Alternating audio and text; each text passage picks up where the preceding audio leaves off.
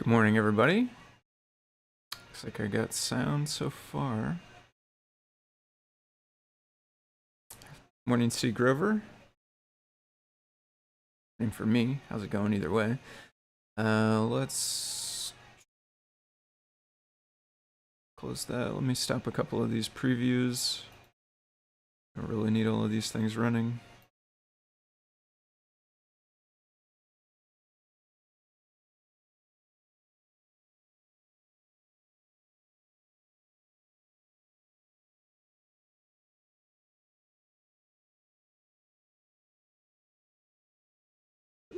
Got highlight settings.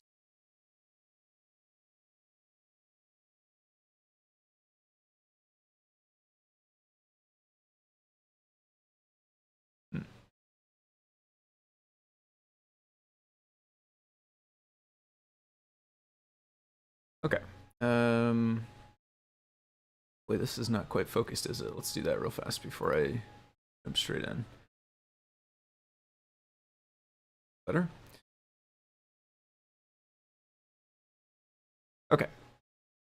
So hello everybody, my name is Tim, go by Foamy Guy on GitHub and Discord.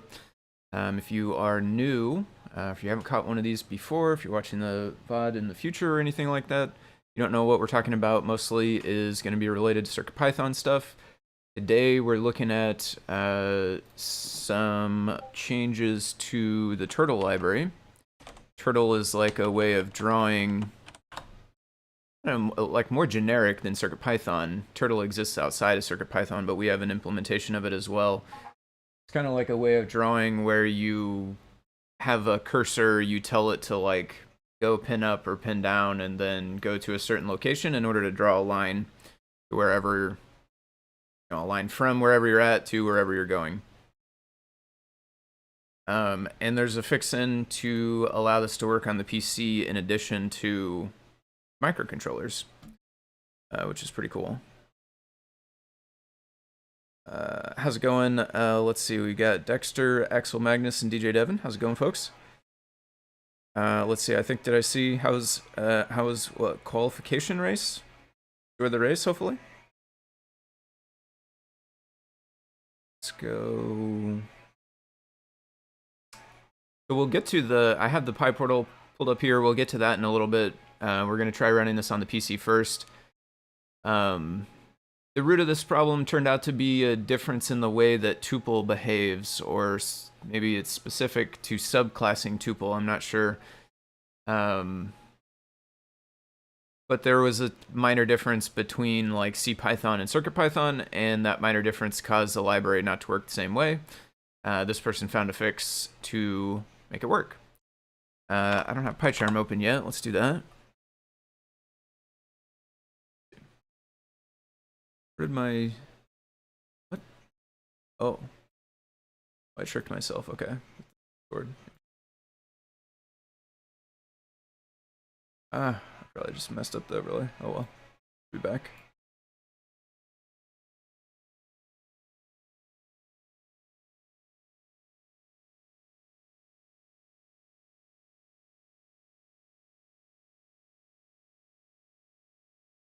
Yeah, tech trick over in dev. I've only done a few on actions. I've done a couple here and there. It's definitely still a place I have a lot of stuff to learn. GitHub Actions, that is. Yeah, I guess I'll give you the update on the actions that we worked on last night. The only thing I found, I was reading through the concurrency docs, and it does seem like it's not really intended, perhaps possible, that basically that this theory can be right. This theory that we made this PR for yesterday was like, why don't we change the name of the group because we have the same group name in a different repo firing at the same time. The docs, the actions concurrency docs, I was reading through them a bit. They do say, at least my interpretation is they're meaning like the group within a single repo. So the bundle repo shouldn't be interfering with the learn guide repo and vice versa, even though both are showing similar symptoms. Theoretically, this is not the reason why. Unclear, I guess, how do forks factor into that, right? Is a fork a different repository, or is it the same repository? That part I don't really know technically, so maybe the fact that it's running for other people. Worth noting though, on my fork this morning, because remember we changed the time back to the regular time, happens to be 5 a.m. my time-ish, I think. It did run the scheduled one successfully, along with presumably the Learn Guide one, although I don't think I looked at that one. Oh, that's not gonna work.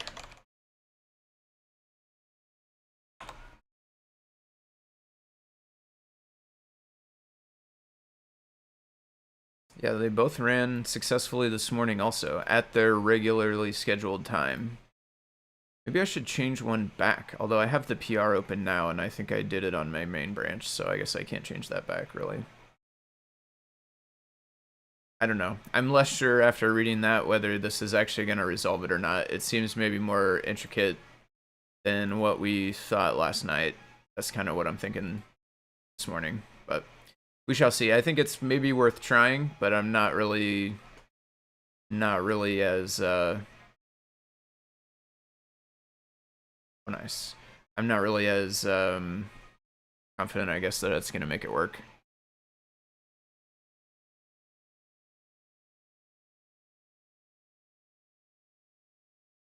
Okay. So if you've never seen the turtle library at all before, I guess let's start there. So actually, let's start on the PyPortal before we start bringing in all sorts of other layers of stuff, because this gets, in order, like, there's this tool chain that kind of lets you run this on the PC, but it's like multiple different things working together, making it work. It's probably going to be at least good to show the basics just on the microcontroller first. So this code, we can take it, we can go back to here, we can go to our device workspace. I guess we don't need this open.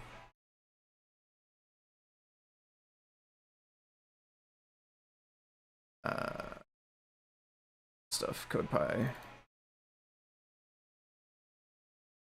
Palette filter, graphics test.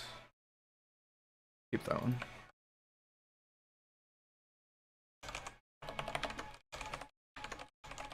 So I did this one with one of the flip clock graphics. Write sheets. Oops, yep, now we copy pasted. Sometimes I wish you could have like one of each class of things copy pasted, one text blob and one file object. That would be kind of nice if there were two different clipboards for those.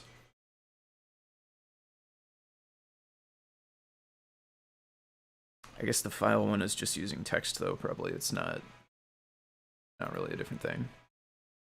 Okay, so this is drawing a nice star thing in blue. The reason it's, let me restart it while we have the camera up actually. See it run. We only saw it run there for just a second, but if you watch it work, you can kind of get a sense for what it's doing, really.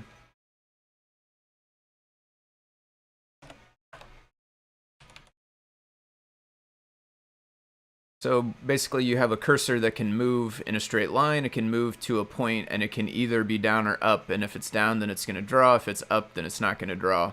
So there's like a for loop inside of here that's just telling it to go to a particular location and then turn left by a certain amount of degrees, and then break out of the loop whenever we're done with it.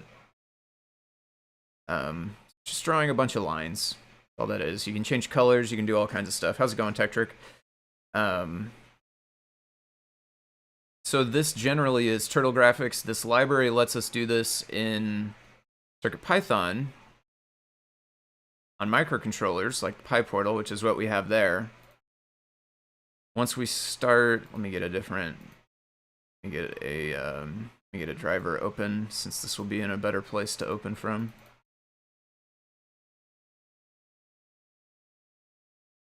It's called Turtle. I don't actually remember the name for sure of the library. It is lowercase turtle, which is interesting. Oh, I have modified stuff. Interesting. Okay, I was looking into this.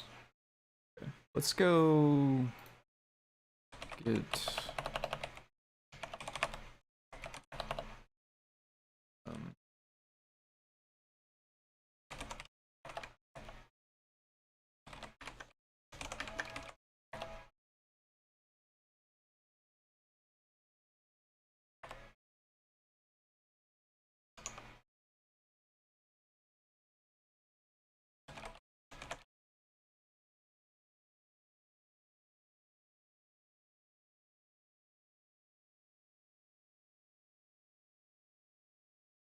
I looked into this a bit back when this came up, the original post, the original issue, I think it was, on the Turtle repo. And I made these, like, basically trying to figure out what accounted for the difference between the two, because it was crashing on one and working on the other. And these were, I don't remember the specific details, but these were helpful in determining that the exact, like, this specific thing is different between CPython, CircuitPython. Something to do with overwriting tuples. So let's get the PR one checked out. So I just made a new branch and committed that. If we ever want to come back to it, we can. I don't know for sure. I may never need to come back to it, but now it's committed there. I can go find it later if I need it. We'll get remote-v. Get GHPR list. I hope they will someday just make this into Git. This kind of, I guess Git itself doesn't have PRs. I don't know, maybe that doesn't make sense. It'd be nice if these were these were not two different things. Maybe that's not practical though. PHPR checkout 31. You remember some issues when you subclass, yeah, built-ins like tuple. Yep, that's exactly, this was exactly around that. This Turtle library had a vec2d, which was extending tuple here before. I just checked out the changed version, and so it no longer has this, but this was extending tuple, and then the behavior, like, it worked on CircuitPython this whole time. It's not like it wasn't working, but when we try to run the same code on CPython, it did something slightly different, and that caused it to not work in the context that it was being used. Had something like this when I subclassed group. Yeah. I think some of them, I think, is a difference between subclassing a built-in thing like tuple built into Python versus a CircuitPython concept like DisplayIO group or tile grid. I think I've run into similar, well, I don't think it's similar, like the root cause, but I've run into issues subclassing tile grid sometimes before too. I don't remember the exact instances though. So really what we want to do is test this in both places, and I already have the microcontroller set up with running the simple test, so we can just go ahead and test it on the microcontroller first, and then we'll get into the desktop stuff, which I think is super neat. One of the things used is something that I created, so it's super cool to see other people finding it and using it for interesting stuff. UI. Really, I don't need this.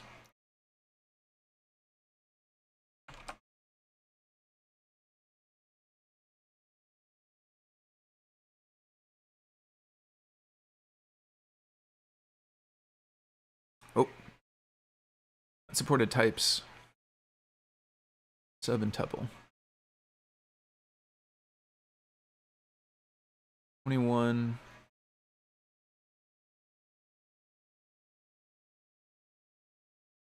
Correct. What about position? Subtract.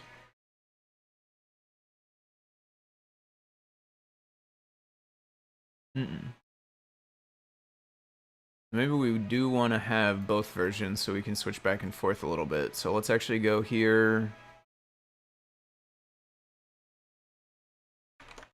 PR.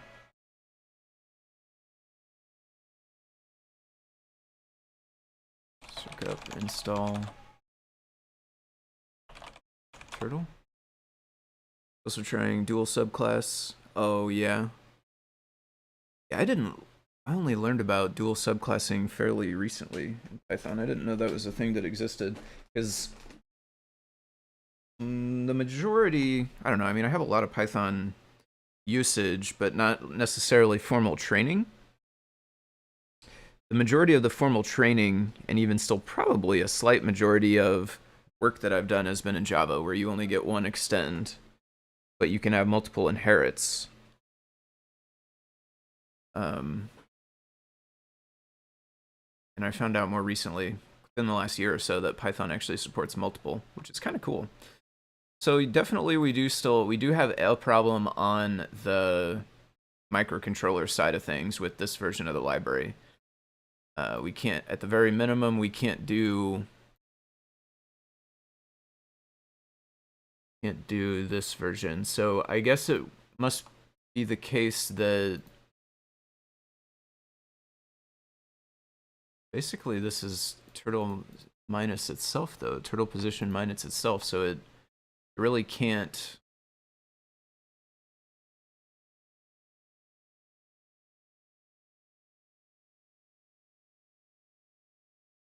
But it did still think it was a tuple, though. Didn't it? What is this? Let's look in that code file. Now I'm wondering if I had the wrong code file.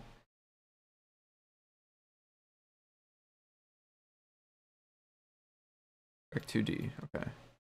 It does have add sub.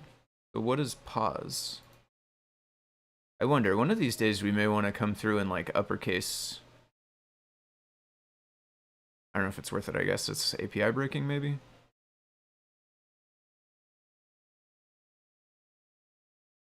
Pause. Turns of Vec2D. There is minusing inside here, too.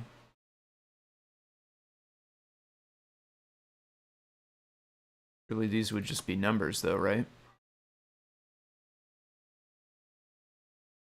Yeah.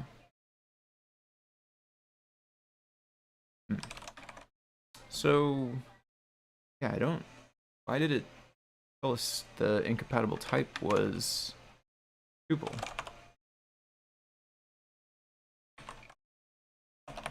Oh, no. Need the underscore.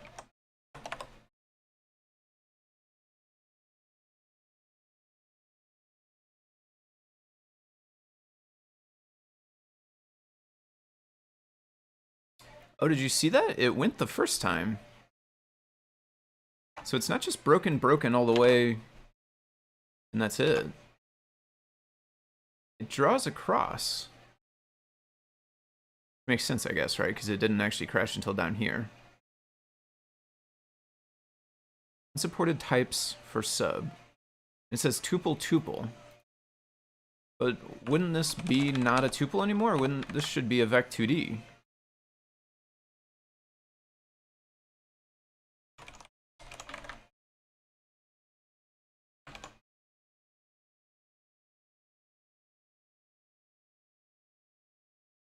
Or not? Or not? Why not, though?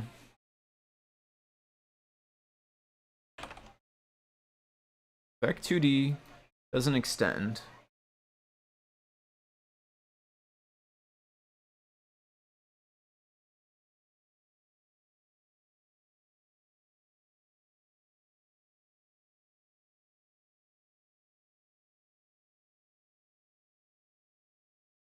We can change this bit, probably.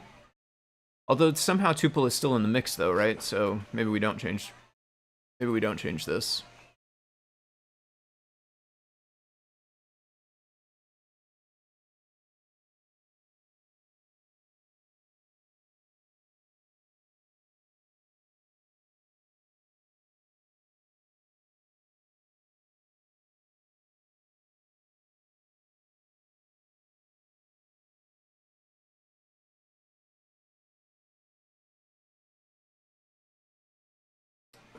Hmm.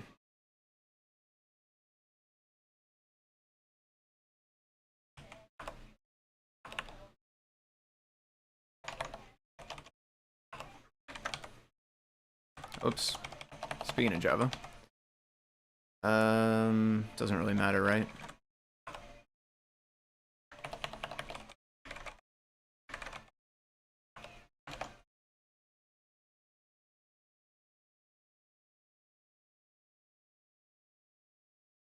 Tuple. That's an interesting trick. How does that work? Because the change was removing it from being tuple extended. Right? Here's the old version of the code. This used to extend tuple, and now it doesn't. It used to have this stuff, but now it has this, and this.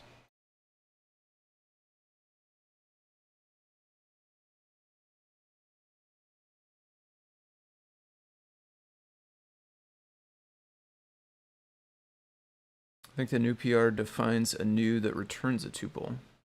Okay, interesting.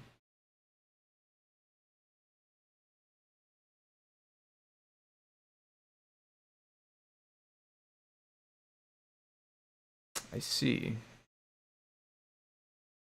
And it doesn't make sense for it to, it certainly can't create like a vec2d because then it's infinite. Never create itself. So we can't subtract though.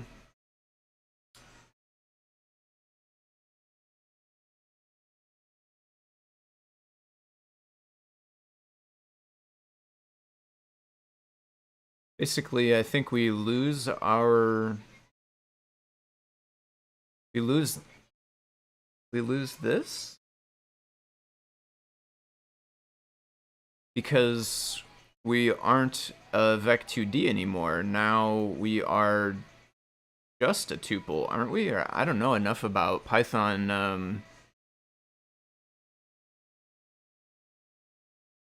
don't know enough about Python inheritance.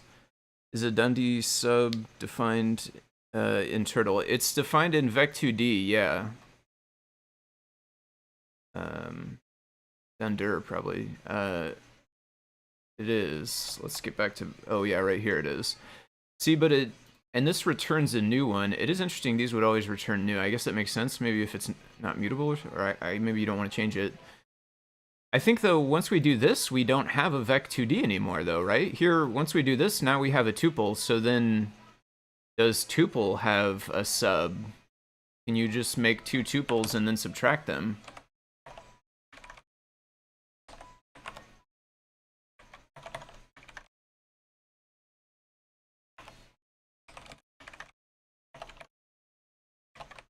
Or do we get the same error from this?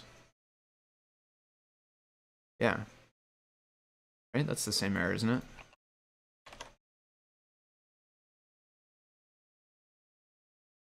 Yeah.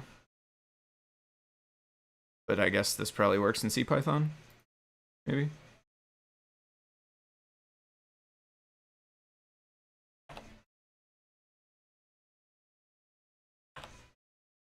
Two lines? I don't know.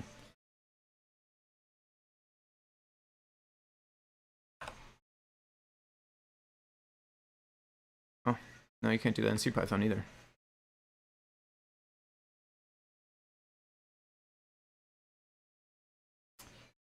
But I think we need... I think we need to be a vec2d still instead of a tuple.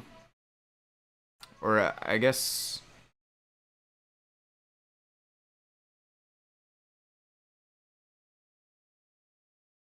we need to be... Yeah, we need to not return a tuple from new.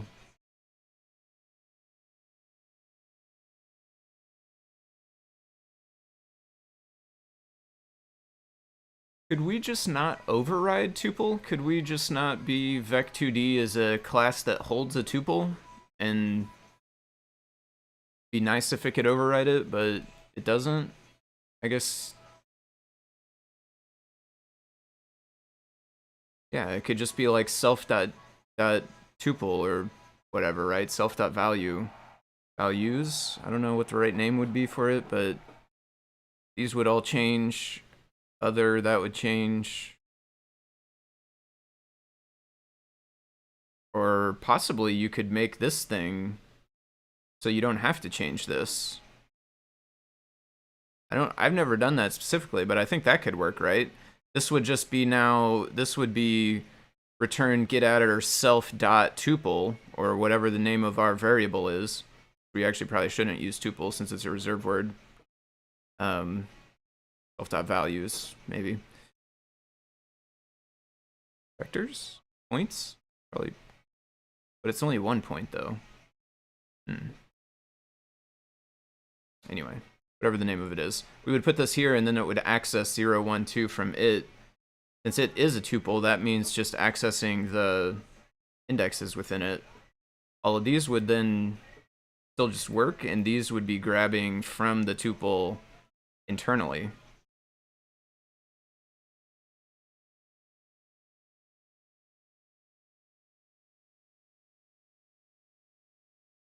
Vec2D has a tuple rather than is a tuple. Yeah, that's what I'm thinking. Using init isn't an option, I think, since a tuple is an immutable class. I mean, we used to use init, and it did work on CircuitPython. It's just there was some difference in CPython that was making it not work there. I don't know if this will just switch back right away, but it basically used to be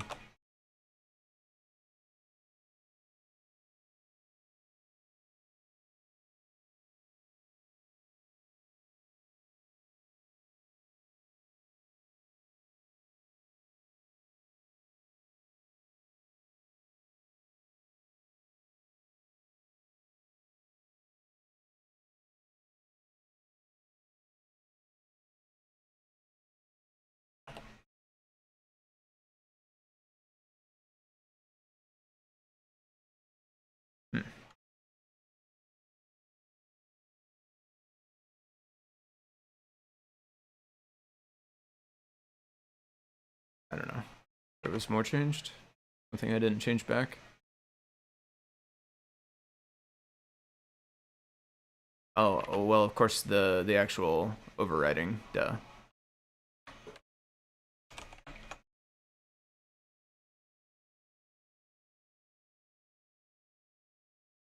Oh, well, no. It crashes somewhere else, too.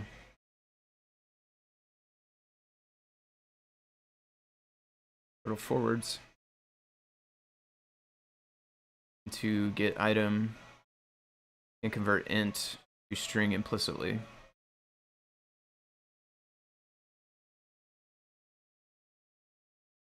Okay, let's start from the current one instead of the PR'd one.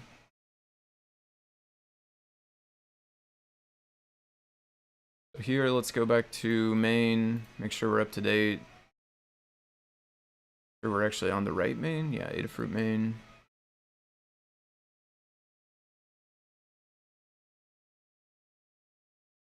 We had an MPY, but we can't edit that, so.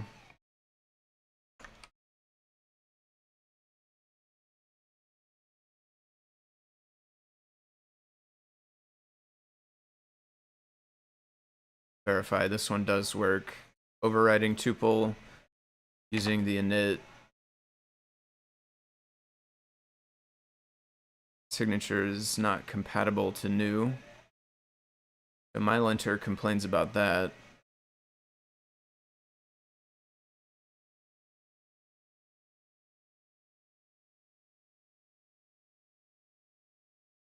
What if we just go tuple and then we go like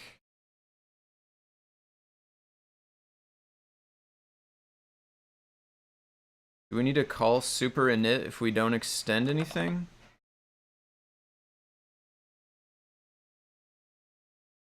Surely we wouldn't want these if so. I don't know if we do or not though. But we would go like self dot values. Oops.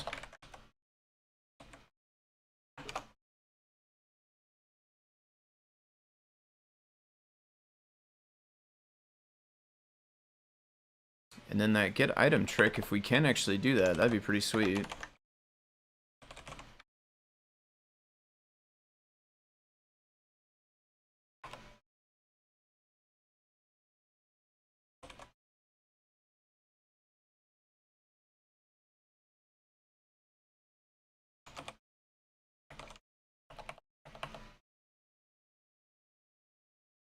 Well, couldn't we just say, like...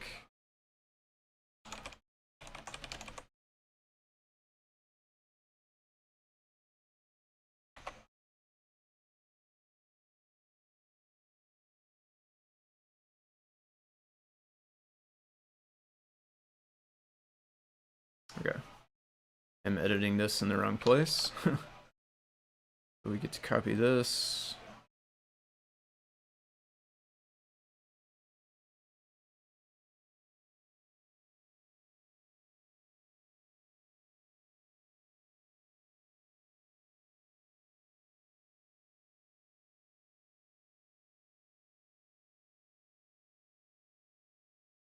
That works.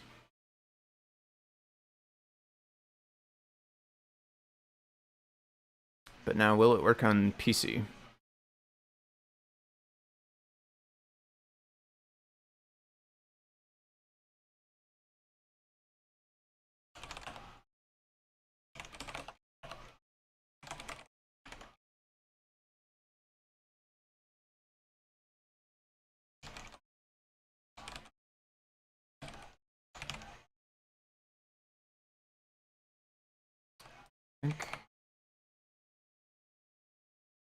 Right, maybe I don't need no track.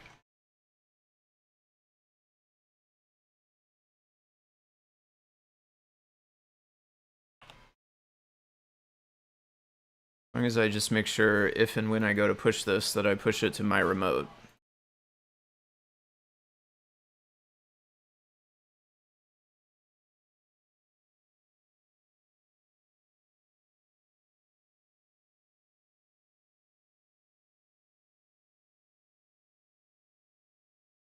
Yes, and it can be defined if it's subclass. Good point. How to do something similar when trying to subclass palette, a built-in object. Yeah, so some built-in objects, like non-Python objects, like palette and group, I think any of those CircuitPython objects, they have to have certain code internally to make it work, and some of them do and some of them don't. Tuple, I think, in CircuitPython at least, you are allowed to override it. It just has a slightly different behavior.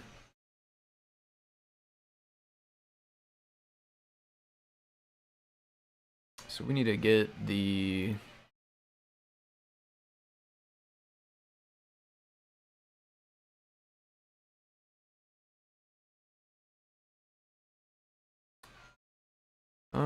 thought I just had this open the other day, I guess not.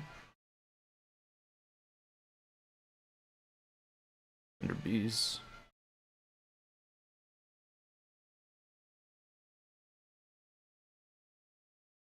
Okay, so how do we get from there to running it on the PC? The first of our two layers to make that happen is Blinka DisplayIO, or I guess if you want to consider it 3 different layers, I suppose. So Adafruit Blinka, this is a project which is a compatibility layer between CircuitPython and CPython, as well as MicroPython. So this allows you to do some of the same kinds of things you could do on CircuitPython using CPython on like single board computers like a Raspberry Pi. Technically, it kind of also allows you to do some of the things you could do from CircuitPython on CPython on a PC, a Linux computer like my laptop. But most of what this is made for is microcontroller stuff, right? Pins, flipping pins up and down, having buses for I2C and SPI, digital I/O keypads, NeoPixels, pulsing, PWMs, colors, keyboard output. A lot of this stuff is like not stuff that laptops support, right? There's no real use for... There's nothing you can do with most of these things from a laptop. you need some other microcontroller or some other single board computer which has these peripherals exposed. I'm sure there's some laptops that do, but not just your standard regular old laptop. So that's Blinka. It's mostly for these types of things, but then there is also Blinka DisplayIO. DisplayIO. Blinka DisplayIO serves that same purpose, allowing you to do CircuitPython stuff on those single board Raspberry Pis, but the CircuitPython stuff that this allows you to do is DisplayIO graphics. So groups, tile grids, palettes, bitmaps, on-disk bitmaps, all the widgets we've created, or I should say, I guess maybe some of the widgets we've created, because others of them may have similar issues like Turtle does. This allows you to do all of those things on those single board computers like Raspberry Pi and stuff. So that's like kind of two of our layers. And then the third layer is like, how do we bridge into the regular laptop PCs? And that one is one that I made, which is Blinka DisplayIO. Yeah, these names just get longer for each one. I don't know. I couldn't think of a great name that was like not just extending this longer, but Blinka DisplayIO Pygame display. This is made for laptops, like regular computers, desktops, laptops, CPython, Mac, Windows theoretically. I don't know how many folks, if any, have tried it in Windows. I might have developed it on Windows initially, actually. I don't recall the timeline for sure. But I certainly haven't touched it on Windows anytime recently, this project, so I have no idea what the current state is. But that's what it's made for. This is made for taking Blinka DisplayIO, allowing it to run on a CPython on a regular computer, standard laptop, and what it does is it uses Pygame, which is a Python game framework, to basically make a graphical window, and that graphical window, we treat it like a display object. So you have on a PyPortal like board.display, or if you have like a separate connected display that you connected through a SPI bus or whatever, you have all the code that sets that up, and at the end of all of that, you get a display object. You call show on that display object, you pass it a group or a tile grid, and then it will put it onto the screen for you. This works the exact same way. You initialize it, you get a display object, you call show, you pass it a group or a tile grid, it will show it, but it won't show it on a like little microcontroller hardware screen. Instead, it will show it inside of a application window created by Pygame. So practically speaking, what this means is we can like do the same CircuitPython. What did I change in the simple test? We can run mostly the same code. It's not the exact same code, but the graphical portion of it is the same. Bitmap label.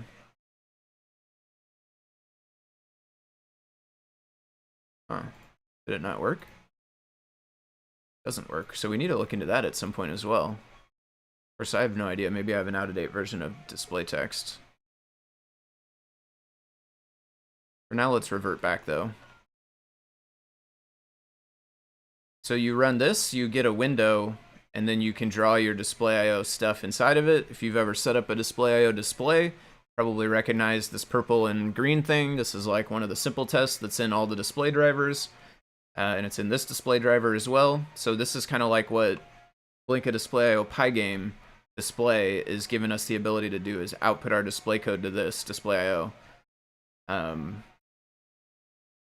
Most of the actual DisplayIO stuff is the same, right? All of this stuff is all the same. You could cut this out and run it on a microcontroller and it would all work pretty much the same.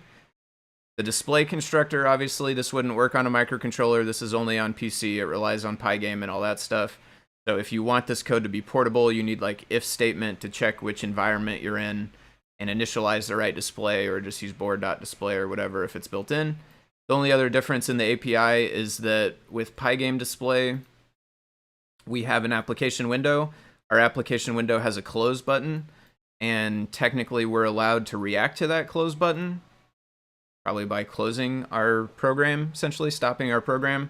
This, which doesn't exist in CircuitPython, is the way that we manage that. This while display.running makes it so that essentially as long as the user has not pressed the X button, then this is an infinite loop. Once the user presses the X button, this display.running will go to false. This will no longer be false and the program will end. So that part of it, you know, we don't have an analogous thing. If this were actual CircuitPython, this would just be while true, and you would like Control C or just unplug it or whatever whenever you're done. But that's how that works. So now, are we going to be able to use turtle? Our modified turtle.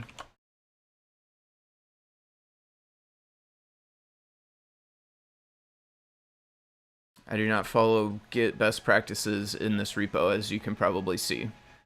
I have a lot of not checked in stuff. I just sometimes paste my libraries inside of here instead of putting them in the site packages or whatever. One of these is called setup only. We're going to take that one. We're going to change it to turtle test. Not going to add it. This is going to create a display. We can put our turtle stuff in the middle.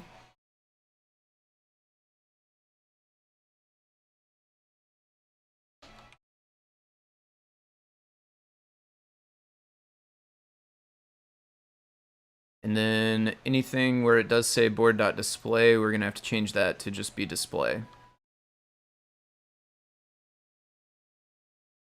And we probably won't need or want to import board, hopefully.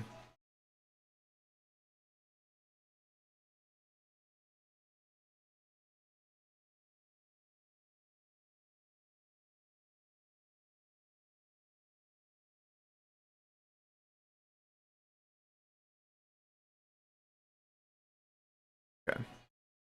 I don't know why. Oh, okay, right. We don't need this.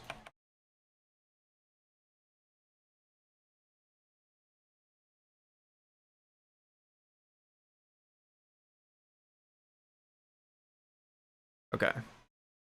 So that was one of the things in the PR. And we do need that, which was basically we want to try catch that. Because turtle, the turtle library has it to where the user can either pass the board in, or if they don't, then it will try to access board.display. You know, we could just move board import down, right? It's not best practice, I guess, but I'm pretty sure board, the only thing it's used for is the display, right? Yeah. We could just go, yeah, I think this is better, actually. Why don't we not do this? I don't know if one is better, truthfully. This one wouldn't print an extra message, which isn't relevant. Where's our board dot? Just put this in here.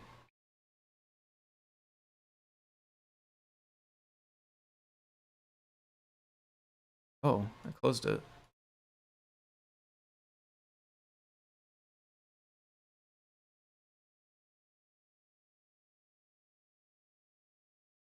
Okay, that time it spawned the display, but then crashed. Less than is not supported. Oh. These need to be width and height? Did I replace that wrong? Must need to be width and height, right?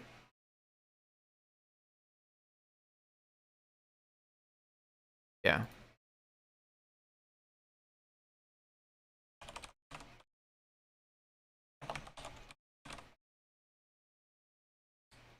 Switching back like I'm gonna go to the camera.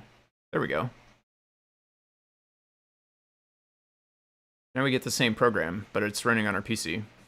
Interestingly, it can run way faster on our PC.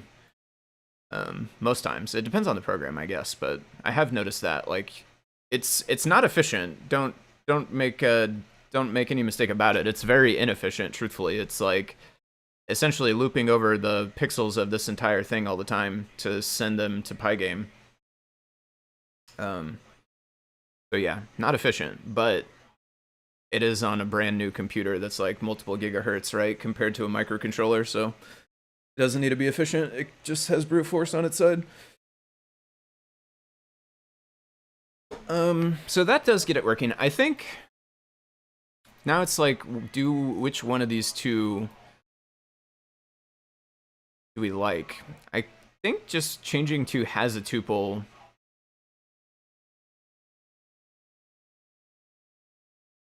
might be the way to go.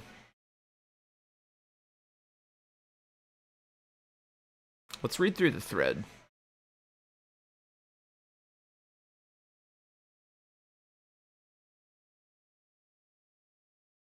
So I didn't test on Raspberry Pi. We should probably do that as well.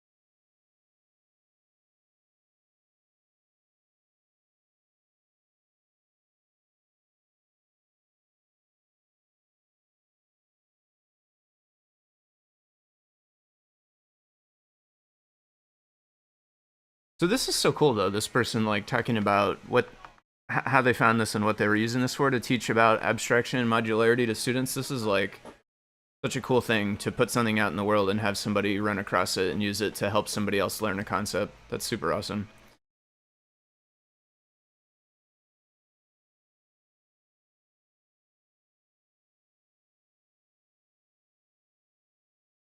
Okay, so first thing, let's verify this is crashing on the microcontroller and blink at DisplayIO. Let's get our versions down. Let's write a response on this one.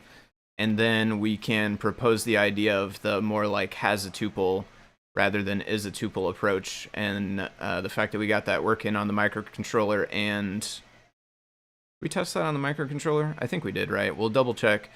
That's one of the problems working in like all of these different is like, which one did I run last? Is it actually the one I thought? So we'll double check that. As long as that's working on both, then I think this seems like a good solution. We could test the Raspberry Pi as well. I suspect it should behave mostly the same as CPython, but it is a bit different because it is using just Blinka DisplayIO directly and still using a SPI bus display and all that. Is there a way to create a display.running property for the microcontroller version? Yeah. Yeah. I don't know what it would do on the microcontroller, though. I mean, you could make it just return true all the time, and then it would essentially become the same code. You could do that. I don't know that... I don't know that CircuitPython would want to change itself for that compatibility, though. I don't know. It's an interesting question. Because you definitely could. You could just add a property to display and have it return true, and then it would make it so you could run the same code in both. I mean, you could get a little tricky. You could do something like...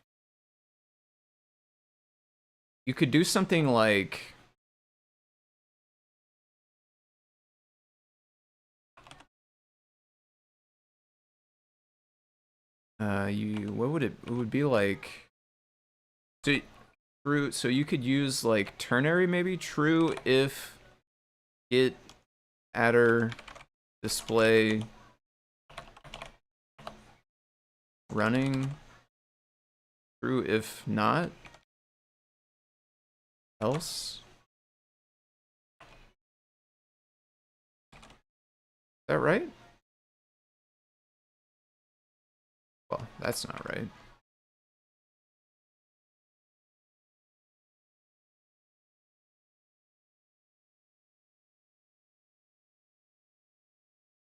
So one thing I will say is I do tend to write all of my DisplayIO code these days. I'll always do display equals board dot display like this, and then the whole rest of the code I'll always make sure to use this, because that does make it easier to be portable. Because then, like, you just need the if statement here, or try catch or something. Something like this might work, and then this would not require any change in CircuitPython. Yeah. Let's make sure it works on the CPython side.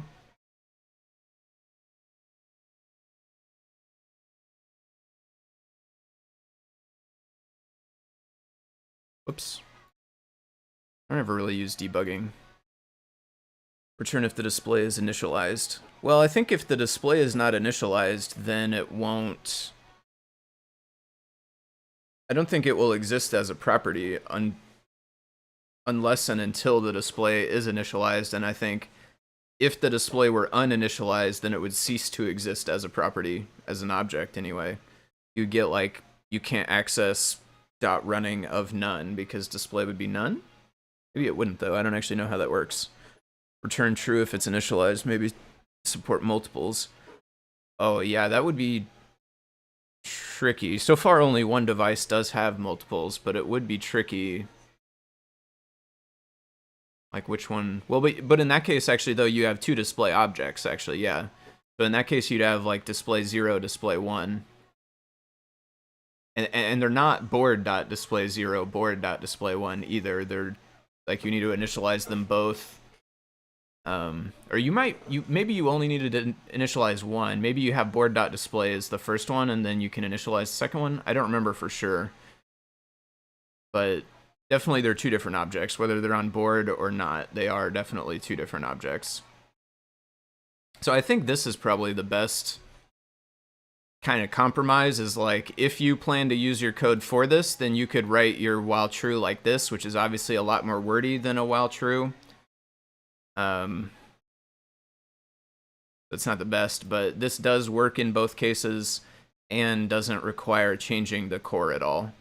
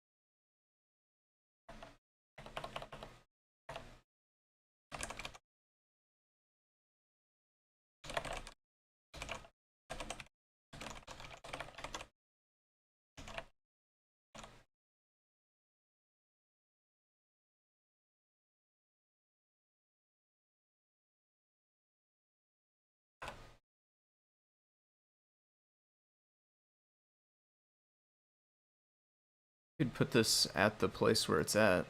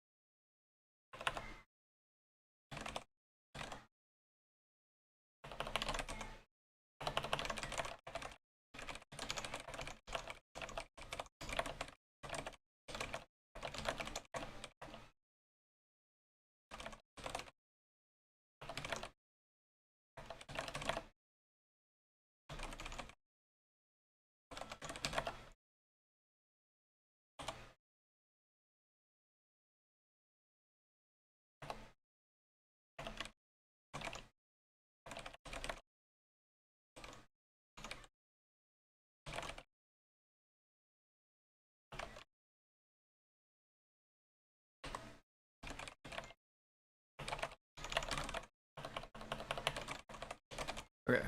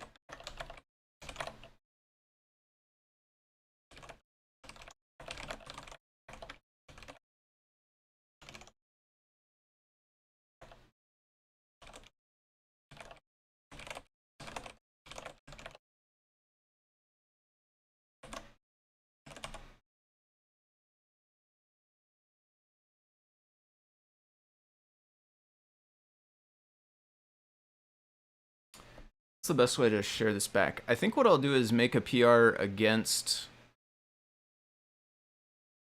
the branch that's in this repo. That way, Schultronics, if they want, could accept my PR, and that would change their branch that's in this PR, which can then get reviewed. Because half of what they had we need still, right? The try-catch around board we still need. The get item we still need, although we had to tweak it slightly to access the tuple. So like really we changed a couple of things on top of what they did. I think the best representation of that is if we PR their branch, then it will just show as a commit inside this PR.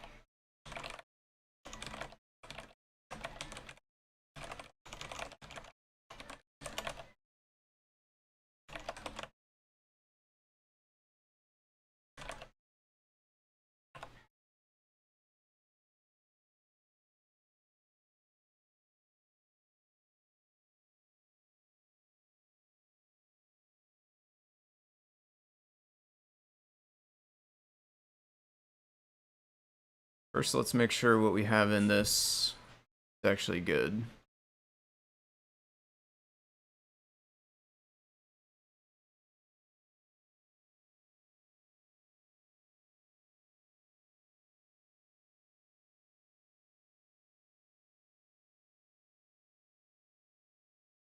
Okay.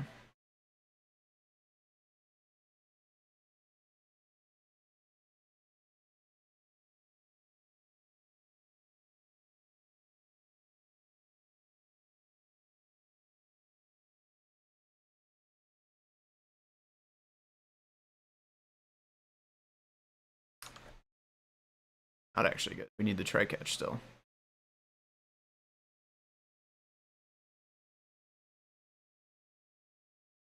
Or remove it, actually, I guess is the other thing, which is what I ended up doing. Which I think is probably better than the try catch. This makes it so they can still pass nothing to use the built-in display, but makes it so it won't get imported for us.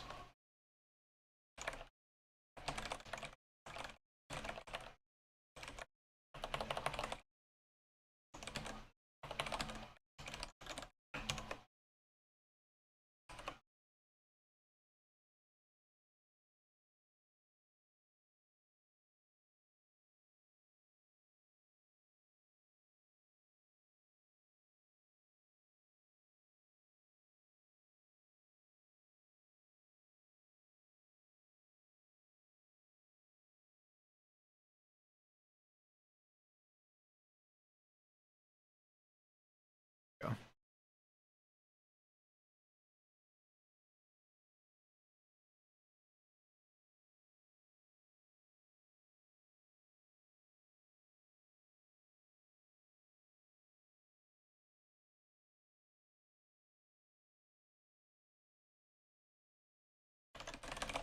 Oh, but we're gonna have to make a pilot. Ignore for that. That's not gonna pass the pre-commit.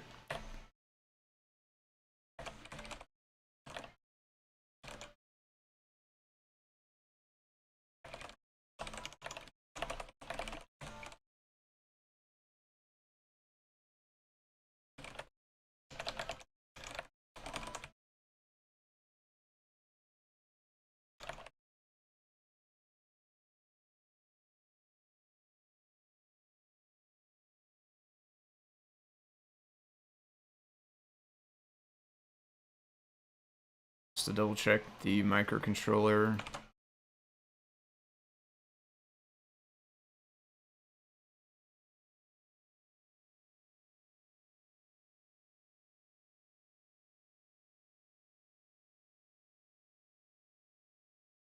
Oh. Oh. Oh. That code doesn't work the same. Or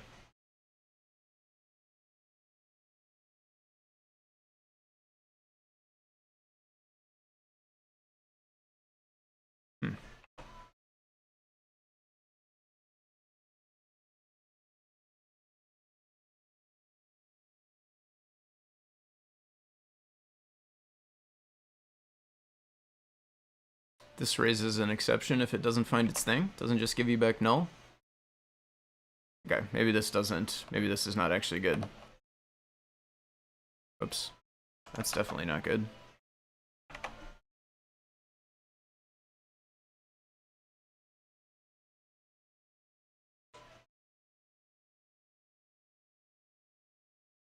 There we go.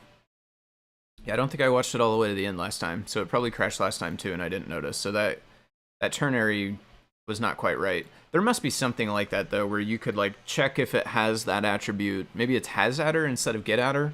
We could do that. There must be something kind of similar to that though, where we can check if it exists. If so, use it. If not, just be true.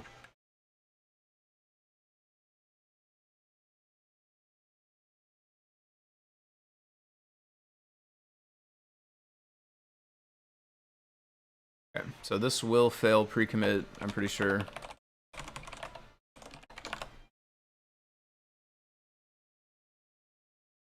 In my instance, it will fail because... Oh wait, no, we're in turtle now, actually. We should pass... Shouldn't have reused stuff. Samples? Oh, I guess we do have reused stuff, though, because I copied a few of these things in. Alright.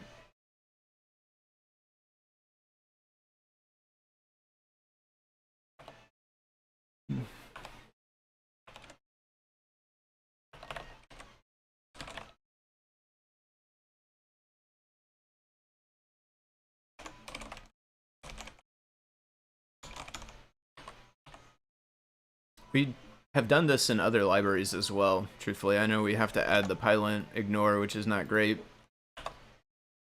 But I am pretty sure this is a technique we've used in other places where we don't, like, if we're only using board or something like that for one thing,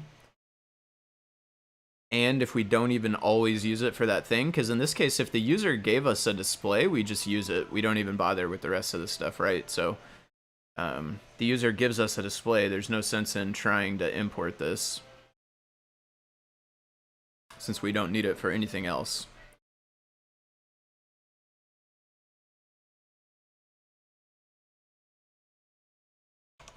And because it makes it crash on CPython. Although I tried to add some guardrails there at one point as well, where it wouldn't crash if you imported board, but it goes back to breaking occasionally.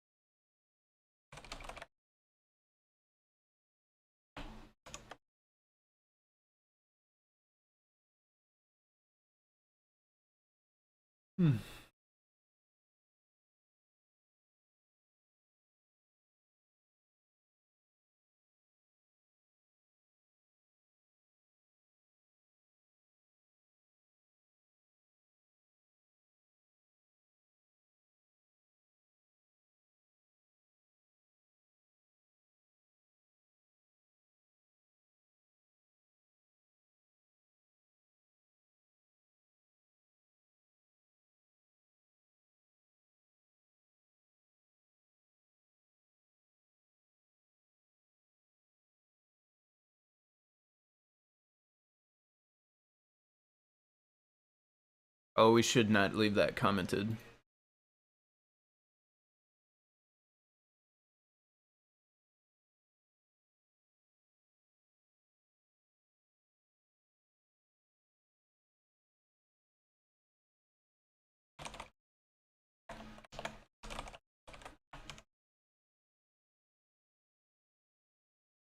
The only ones that I changed.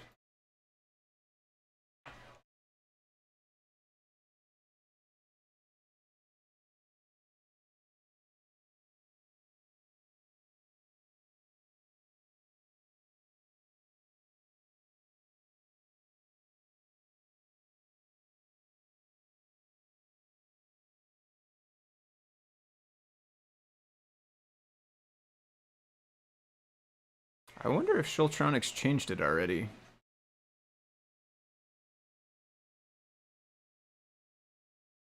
Because this should be different, right? We should see the new, and there already was a get item. The only thing I added there was values.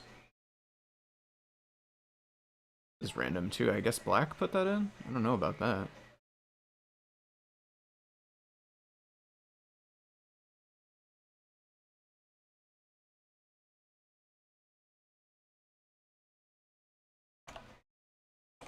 Wait. There we go. Now maybe we're back.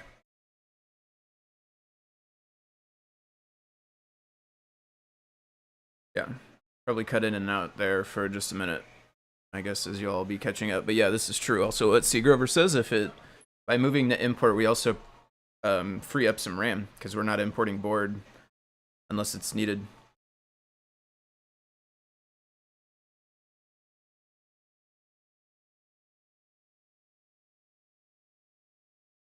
Oh, it has conflicts. Maybe Shultronics maybe they started making these changes already? Get back to here. For new commits.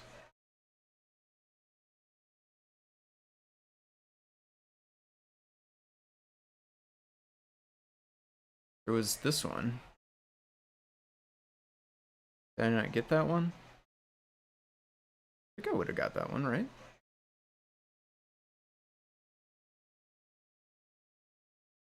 Or no, I don't have that one.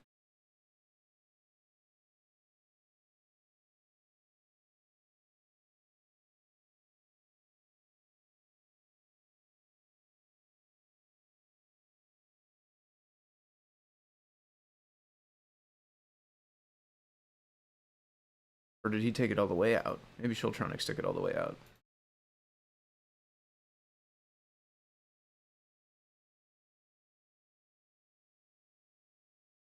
Yeah, it does say removed author info.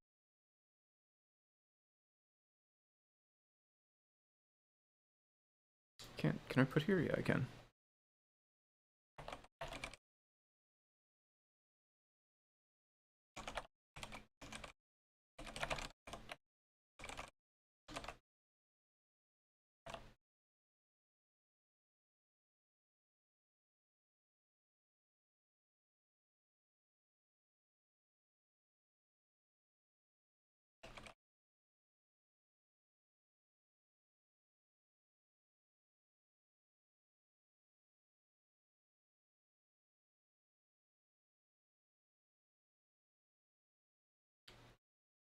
So I need to resolve merge conflicts.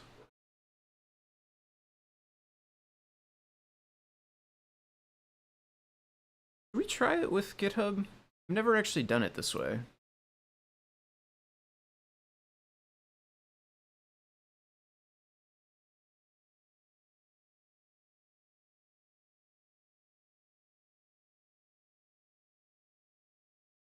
No, I don't like it so much. I'm gonna do it through here. I'm a lot more familiar with doing it this way.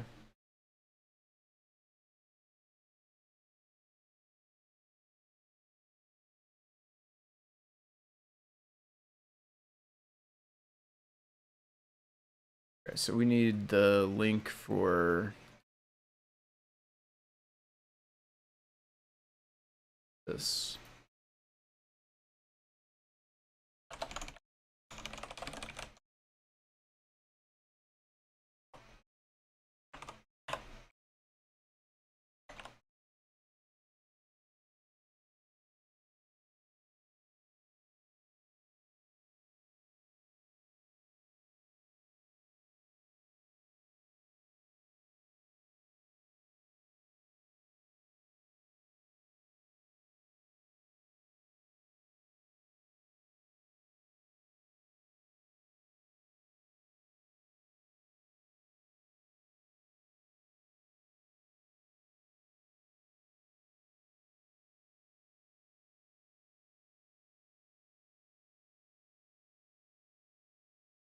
know what happened with the space. I assume that Black put that there.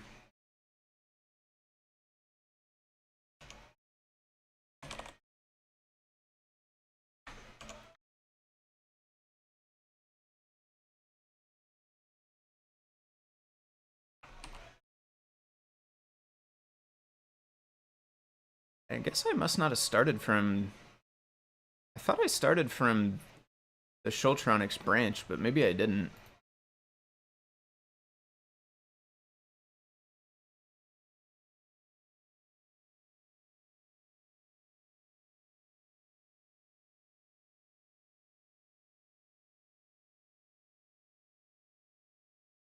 Yeah, this is more like what I was expecting to see in the diff. I guess maybe I started from main, not Schultronics? Hmm.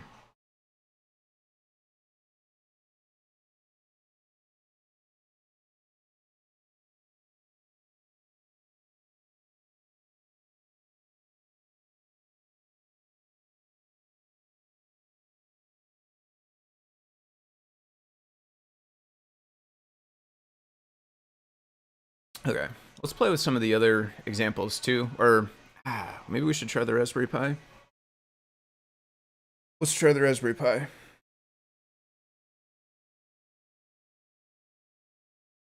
Let's try at least one more turtle though, because the other thing is there's actually kind of a bunch of different ones of these.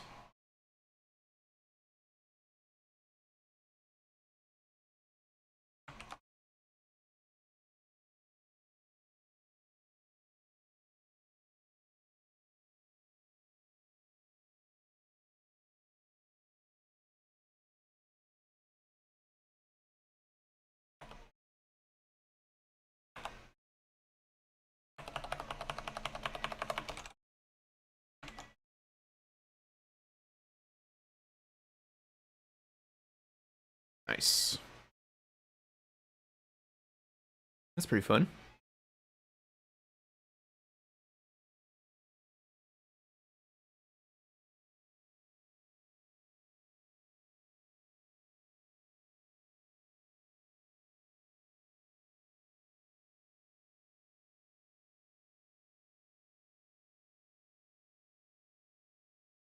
Excuse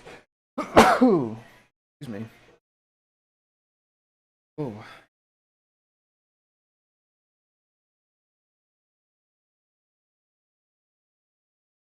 Four. Cross square with dots. Oh. That's just going to be dots in the corners.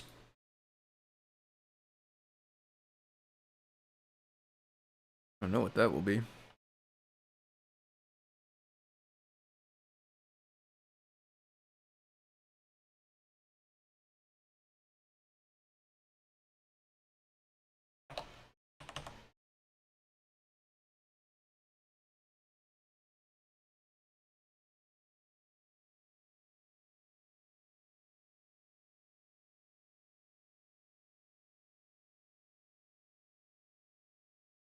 Oh, okay. Drawing a hexagon, but it's going around in a circle. Nice. Pretty cool looking. Okay. A couple of those are working. All right, I gotta grab the Raspberry Pi from over here, move it over so we can get it in frame of the camera.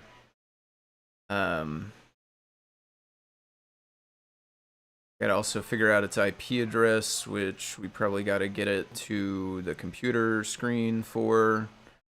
So yeah, it'll take me a second, but I'll be back and then hopefully we can look at the Raspberry Pi. I'll leave you with this since it looks cool.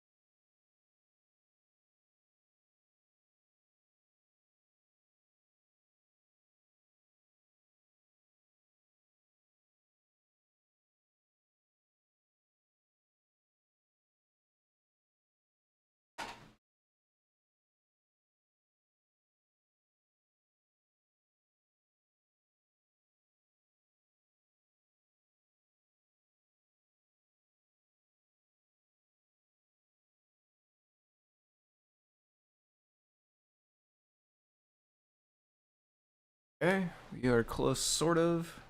CircuitPy is on. CircuitPy is on the screen. 119.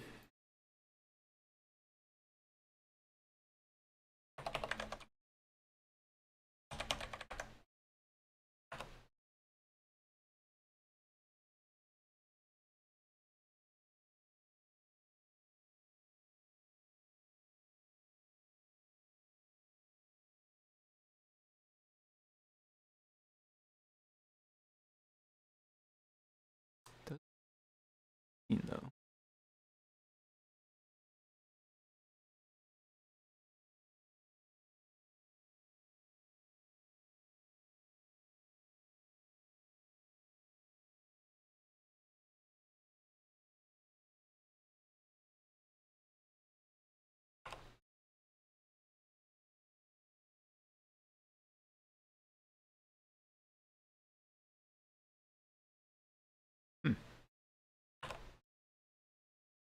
Okay.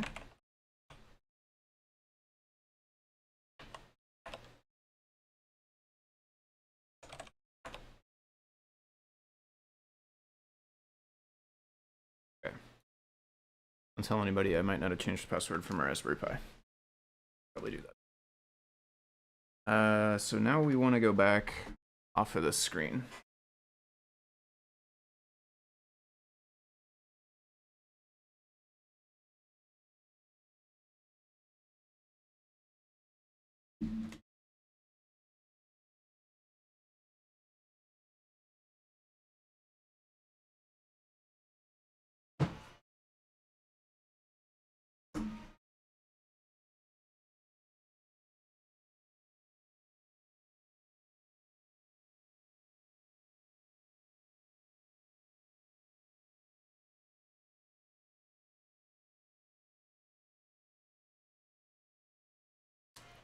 Raspberry Pi with a TFT overlay.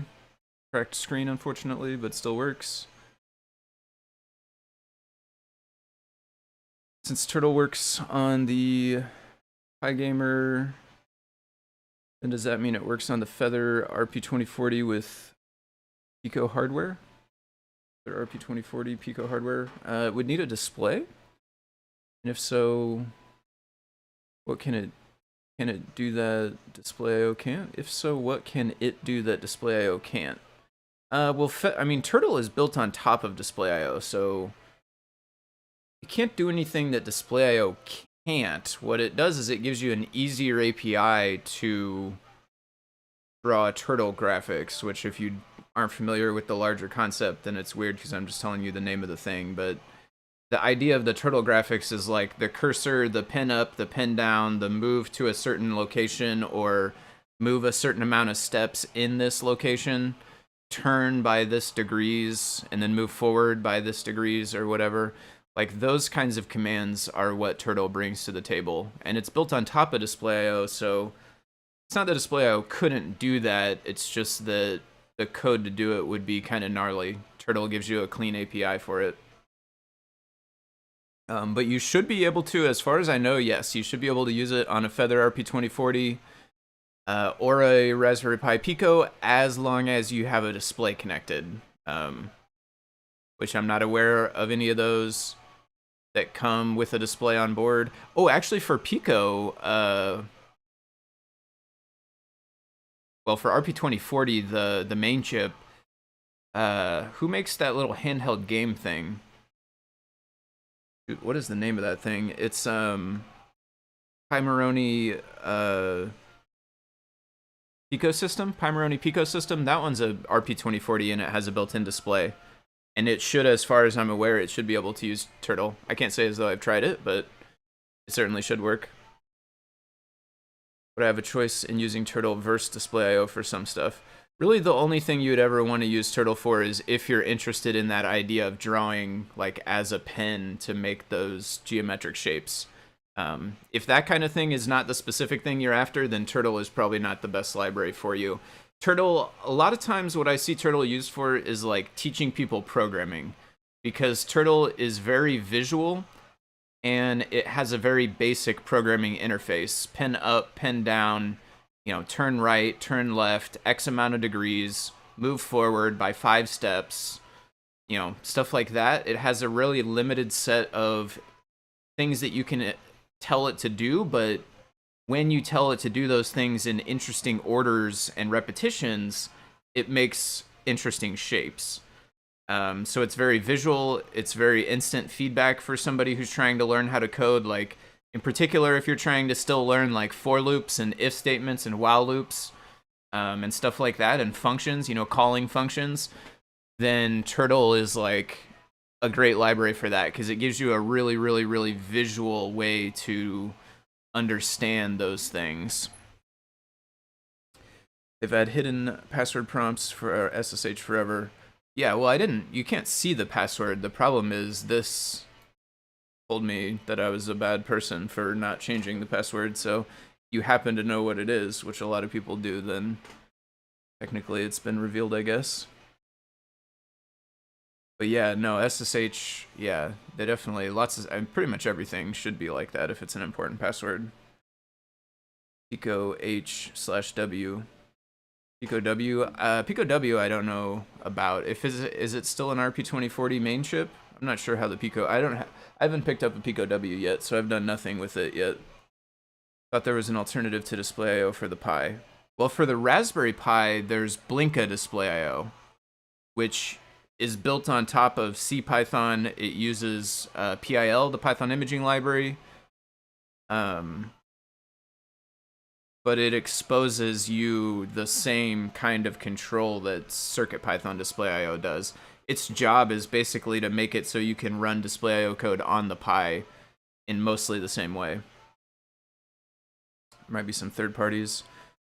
Kind of seems like the line thing JP just showed off. I didn't catch JP's show this week. I was busy on Thursday with work stuff. I'll have to check that out, though. Turtle is a lot of fun. Pico W might not have the 2040. Yeah, I'm not sure on that one. I don't know if it's like coprocessor style or if it's more like the ESP32S2 where it's kind of like built into the main chip. So this is what I like to do to work on the Raspberry Pi.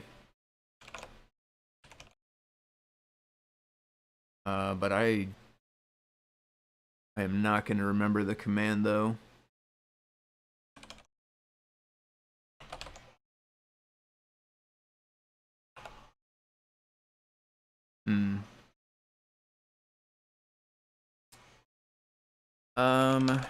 Shoot.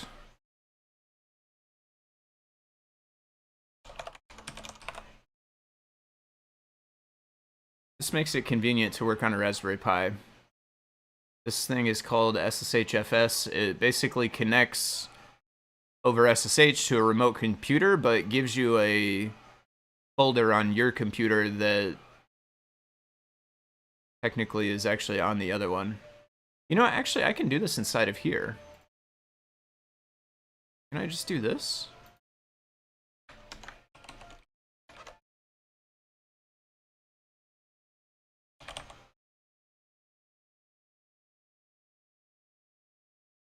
Am I going to be able to open it in PyCharm, though? That part I don't know.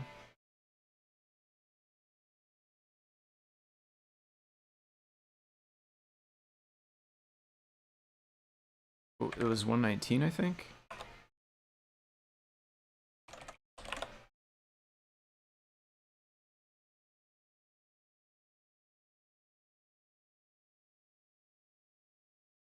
So this is the Pi's file system.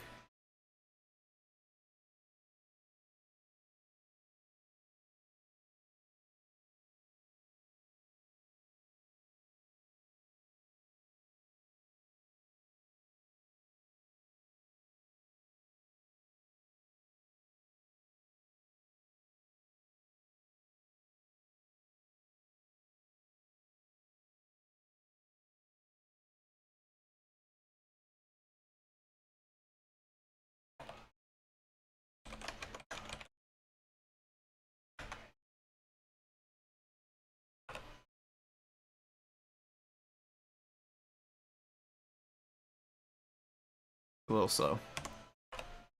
PyCharm command not found.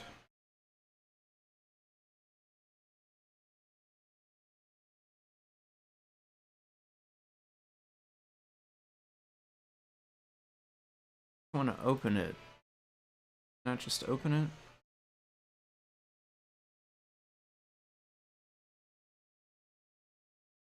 I have no idea how to get to here.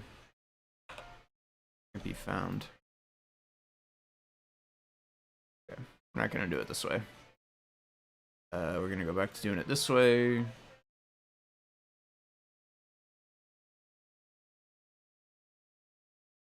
So user host directory mount point.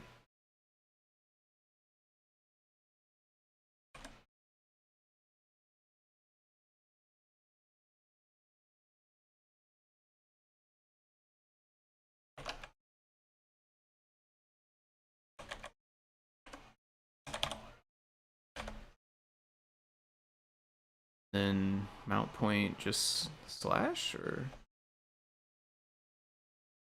colon.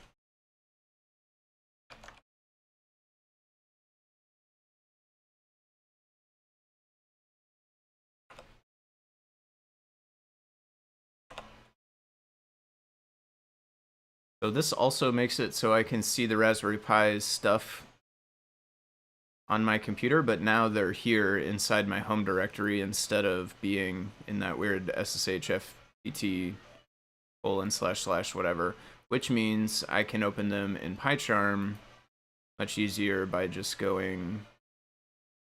finding them.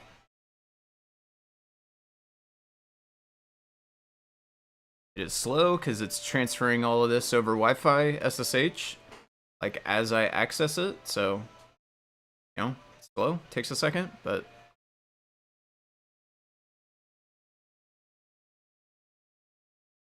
takes more than a second, takes several seconds. Usually a little faster than this, I think, but it's been a minute. Here we go.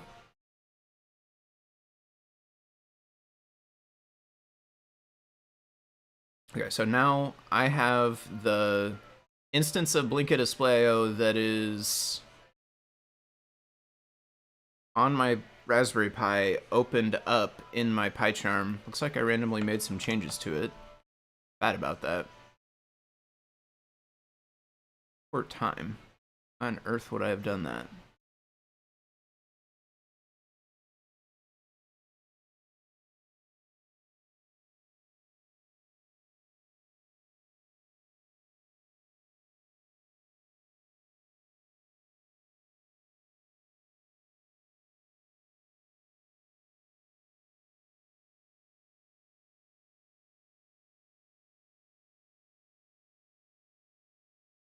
I don't have any recollection of doing this at all. I have no idea why I would have been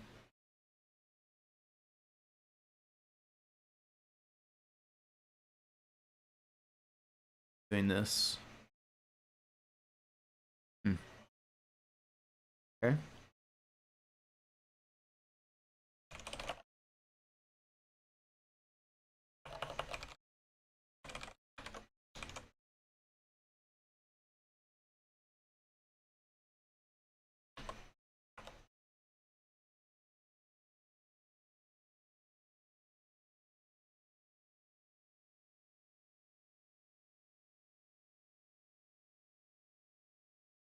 Little robot, nice.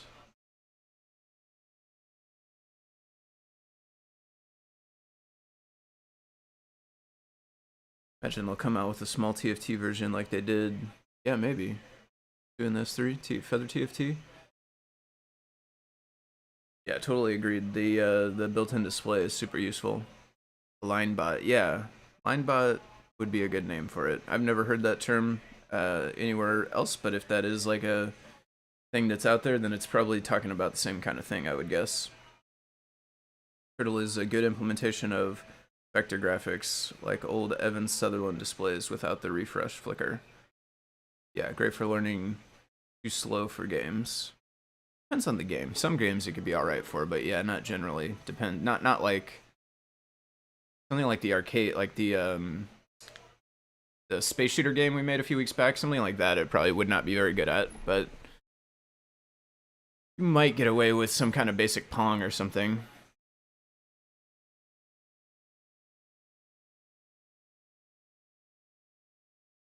your version of Pong would be a lot more complex than if you just use objects like bitmap objects, though multiples of them probably.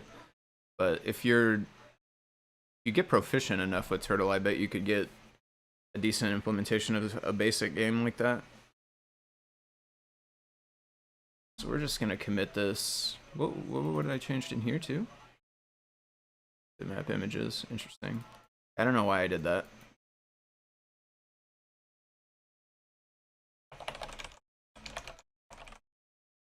It seems like I was trying to verify what tile grid looked like under the hood, which I do recall fixing a bug around that a long time ago, but I would have thought that was so long ago that I would not just have code randomly uncommitted inside of here. Maybe I haven't worked on this one in a while. I did see there was a couple others out there, like I was keeping different folders for different forks, which is kind of weird, but I found it easier in this case to do it that way. Oh, okay, the line following bots. I'm with you. Yeah. And then this one looks like it's both. It's a turtle graphics on the screen with a line bot as the chassis for it, which is pretty sweet. Now we can just go back to main. Update.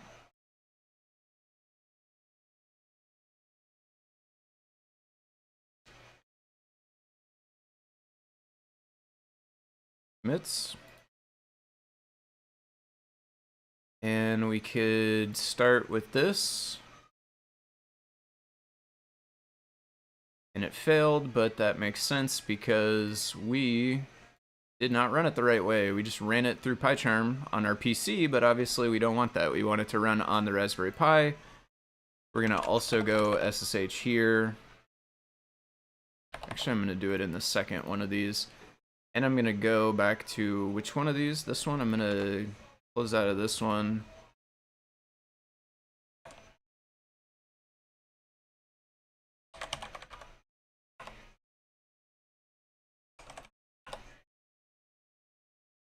Micro mouse bot, nice. It's like doing a mouse maze.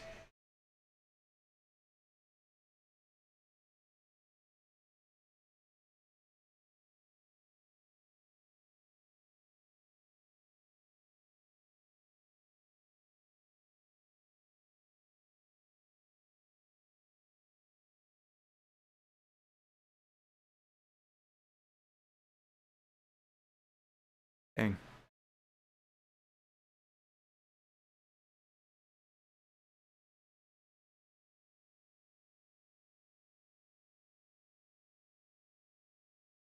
Interesting that their thing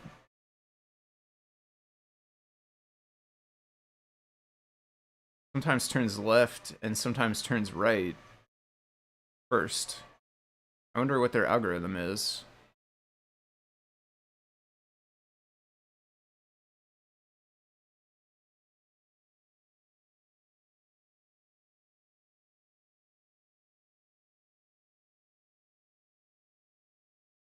Nice.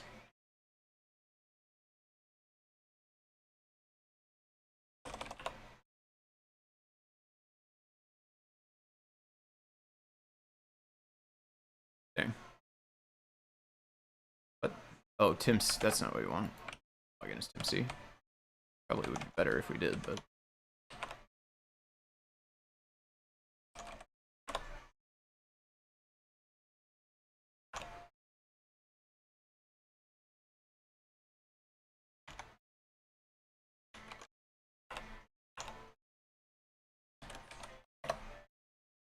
This is one of the hardest things to remember when I run this way is using Python 3, because on my PC I don't have Python 2 anymore.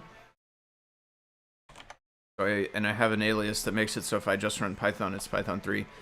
But on the Pi, this Pi at least, it's not that way. It has 2, and so if you don't put the 3, then it won't work. Unknown argument max size. Uh-oh.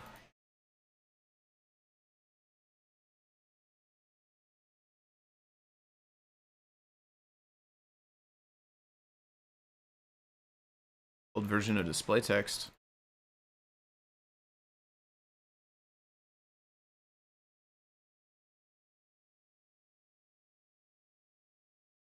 Probably.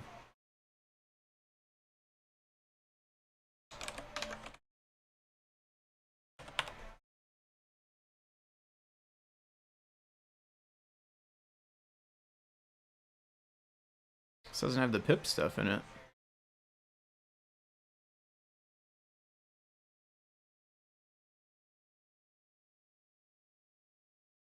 I thought we removed this period at the end so that you can just highlight from the end there. I guess we need to do update also, because it's already installed, but it must be an old version. Must be a really old version, honestly.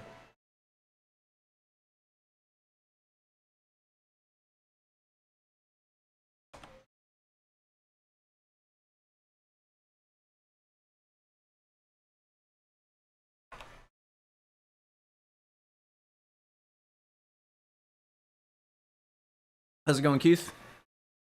Good morning. Running code can be random statistical based on run history from other mazes, or a simple wall drag approach. Get a fast run without learning the maze first. Yeah, I could see that. Because, I mean, you would, like, in a lot of mazes, if you just always turn left or always turn right, you'll probably get out. But there could be infinite loops, I guess. You need to make sure you're not in an infinite loop.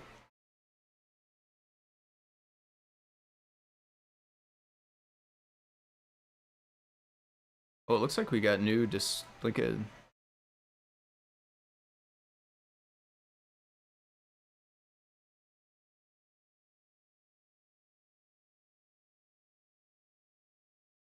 interesting. We installed Blinka DisplayIO through pip, but we're inside the Blinka DisplayIO repo. Wonder which one it will use.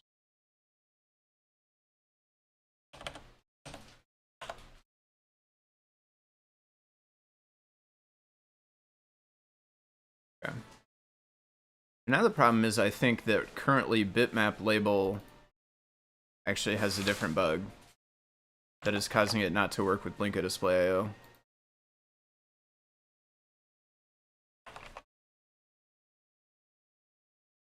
Yeah. Regular label works right now, bitmap label does not work with Blinka DisplayIO for some reason. Need to check into that. You can always get out of a maze by dragging your hand on the wall.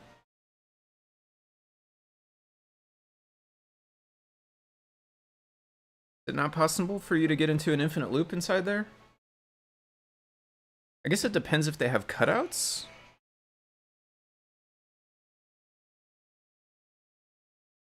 They have like circles. If they have like a complete circle that you can make, you might get stuck in that.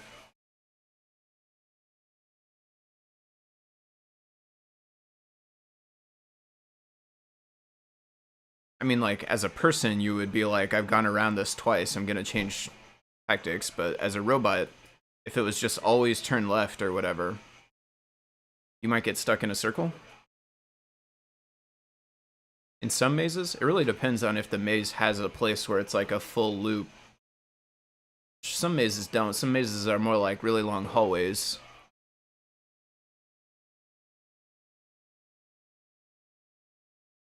Okay. So this is running. I gotta take my hoodie off.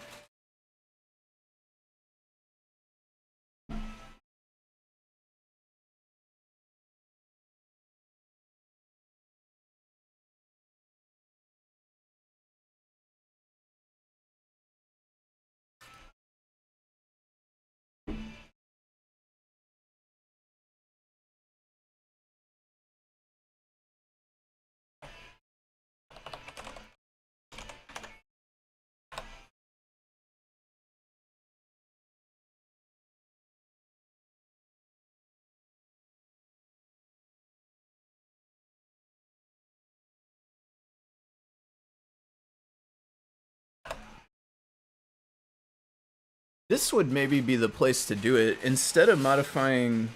Well, that doesn't really help us, though, does it? I was gonna say maybe Blinka DisplayIO's display object should have a running thing. That's not... I don't think that really makes a difference either. It would have to be in the core for you to be able to use the same code in all three places.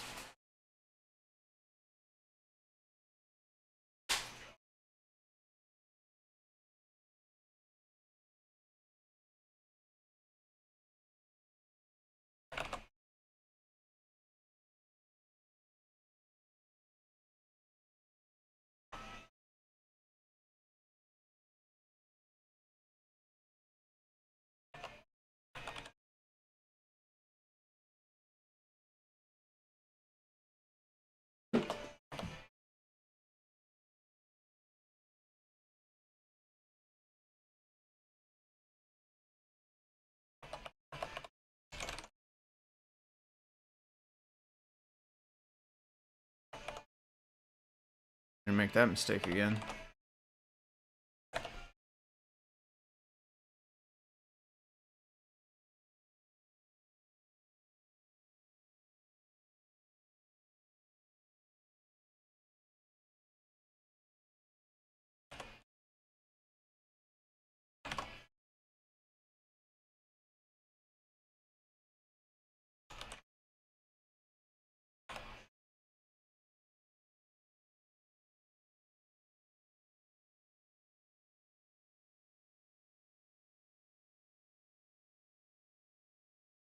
That's one thing that it could do. Why would it have done that? Ran the same thing. Oh, passed it 2 files. Not what we want.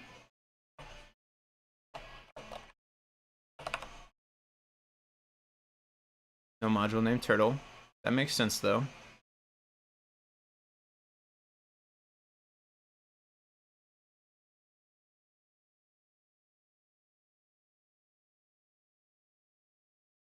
We're going to take our modified one, drop it in here.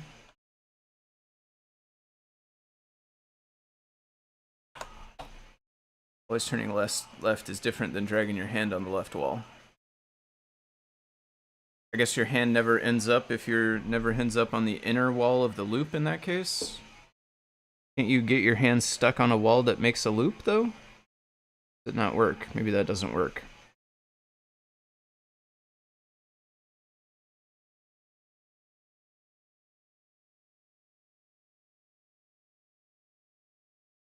It can't work, I guess, because the loop would always be inside, and if you started from a door, assuming you started from like an empty hole in the wall, basically, right? Like a door, then left and right can't be the inner part of a loop. If you got teleported into the maze, then you could get stuck in a circle. If the entrance was not a door, you just got plopped in, then you could get stuck. I see. Through the door though, yeah, you'll always be on the outer edge wall.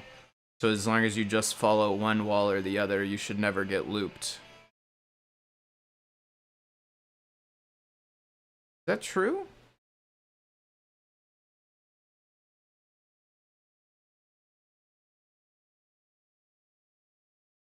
No, I don't think it's...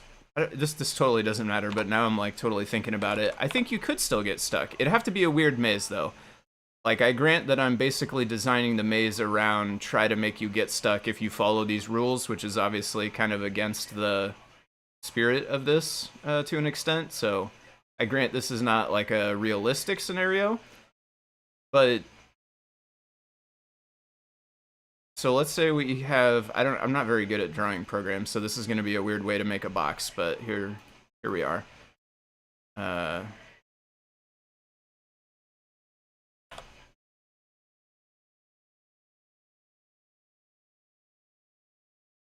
here's the outline. Here's the outer walls for our maze. Here's the door. Oops, not quite big enough. Actually, let's make the door in the middle. So here's the door. So you come in, you have choices between left wall and right wall. Ah, I see, but if the exit is also a wall, then you'll always make it out. Okay. I'm caught up now. In my head, I was like, what if you had, like, basically this thing going on, where you pretty much just have another big wall. Sorry, this is not CircuitPython, but now I feel compelled to explain what I was thinking. So I was like, let's say you have, you go inside of here, and then, like, I'm not going to draw a fancy maze, right? But the idea is, like, inside of here, you have more maze walls, right? This is placeholder for maze walls inside of here. So then if you came in and went left, you're just going to go around, and keep going around and around. Or same thing, if you came in and went right, you're just going to keep going around. But the thing is, like, the exit has to be somewhere, right? If the exit is also a door, then you will find it. No matter what's in here, you'll always find it if it's a door on the outer edge.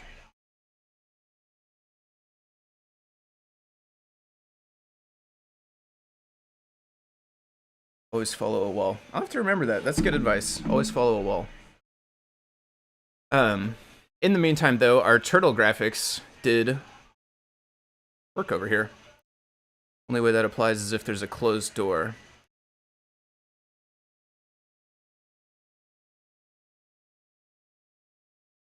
If you don't find the exit, you can revert to the left-hand wall mode.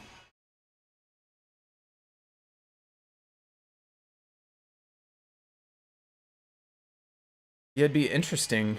It's like pathfinding algorithm. I guess there's a couple of them, but you could implement any of them inside a robot. As long as it can read the cells, like which are passable and which are not. Let's try a couple of the other ones. So the basic one did work.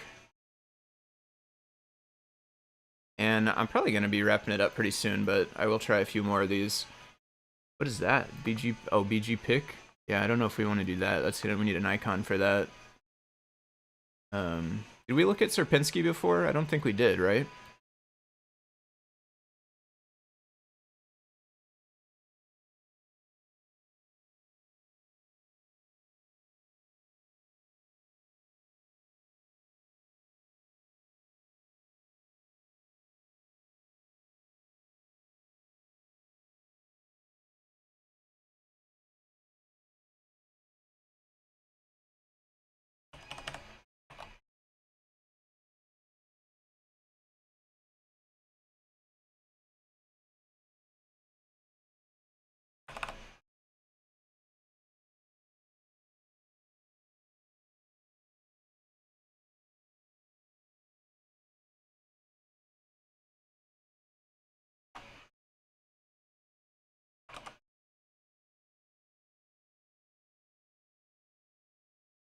Only way that oh right, closed door.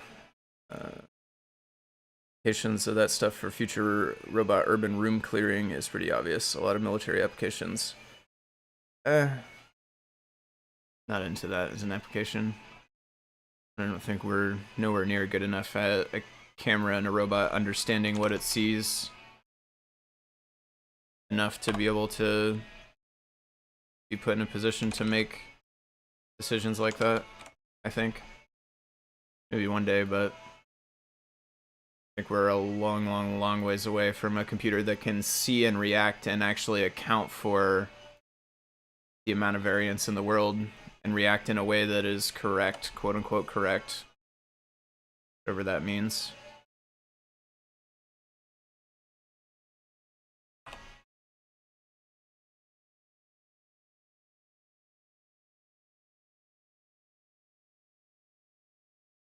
Nice.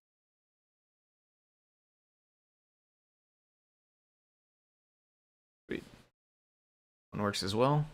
Do maybe one or two more. Swirl sounds fun.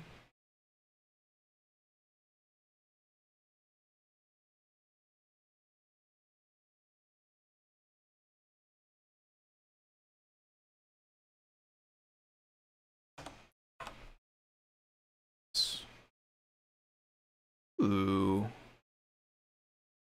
That is pretty sweet. This reminds me of like string art. Like if you hammer a bunch of nails into a board and then tie strings between them.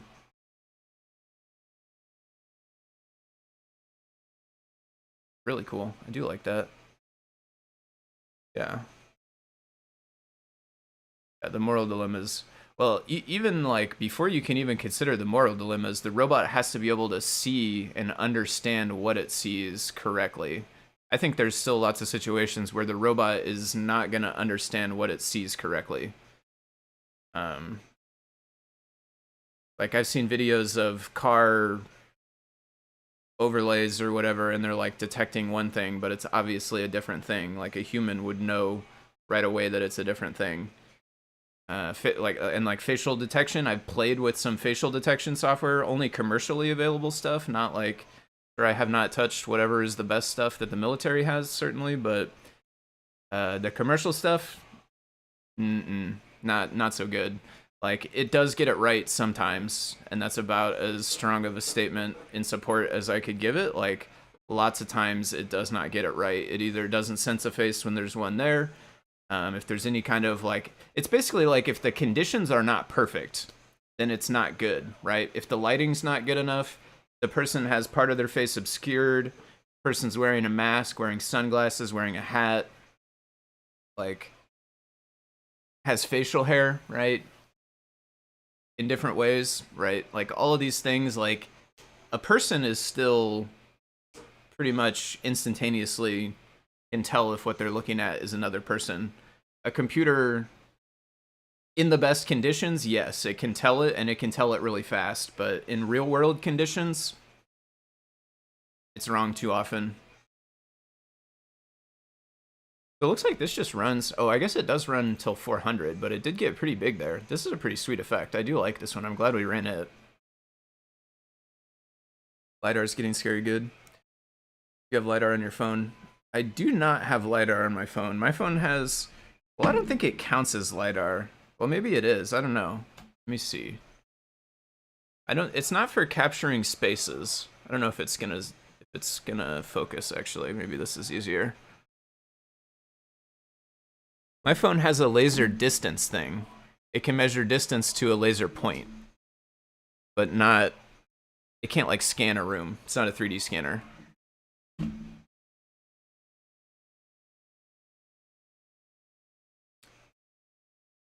Correcting quotes makes me think of the paperclip problem. Movie Chappie touched on the moral grounds of robot for security or police force. Let's say a computer does eventually get as good as a human. Good as a human, then we're in Blade Runner territory. I haven't seen Blade Runner yet. I've seen like a few minutes of the beginning of it. I need to catch the rest of the movie, truthfully. Answer the question, Leon. The new iPhones with LiDAR usually have 2 or more lenses. Yeah. And I mean, that could help too. Like, if you have a camera and a LiDAR, that's certainly better than a camera by itself. But I still think this is relying on perfect conditions, right? LiDAR can't pick up a person behind an object, right? So if a person is like knocked over a table and is behind it, and the robot is in front of it, the LiDAR can't see the person, as far as I understand it. It can't see through a table, can it? Maybe if it's like X-ray style also, which they do have stuff that allows them to detect people on the other side of thin obstacles.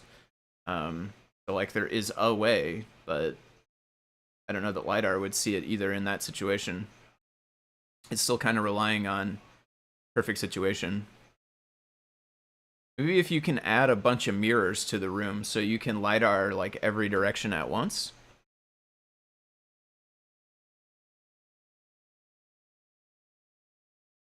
Relayed Coke.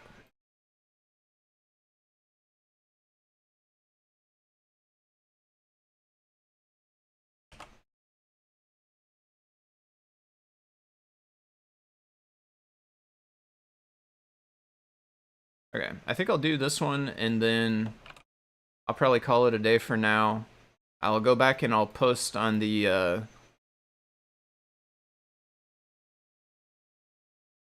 on that PR that we created on Shultronics that we did test on Raspberry Pi, and the same version is working there as well. Should maybe refactor these to use the display variable.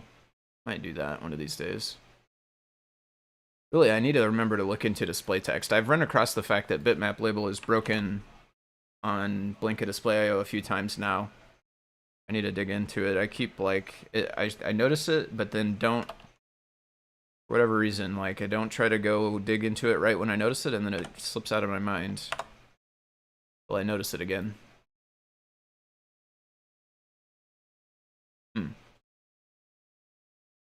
Not sure that one worked right. We got a little tiny like green square ish thing, and that's it.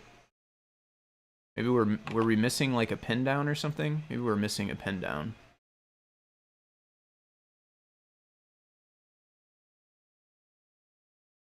Seemed like it.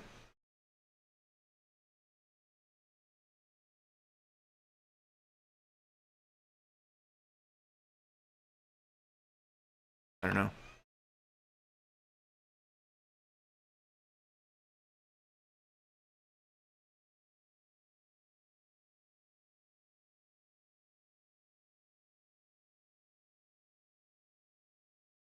Is our display too small for this to make something reasonable?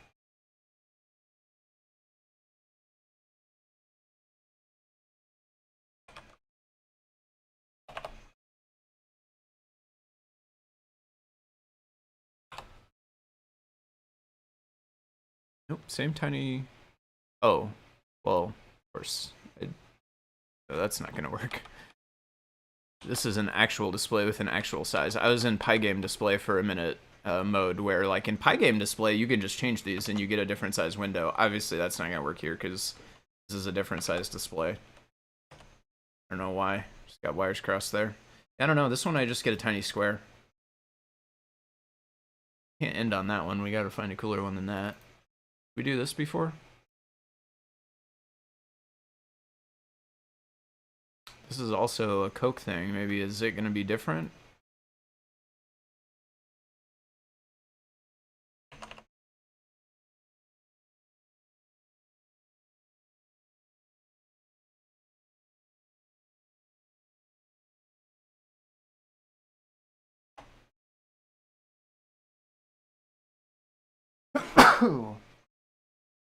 Excuse me.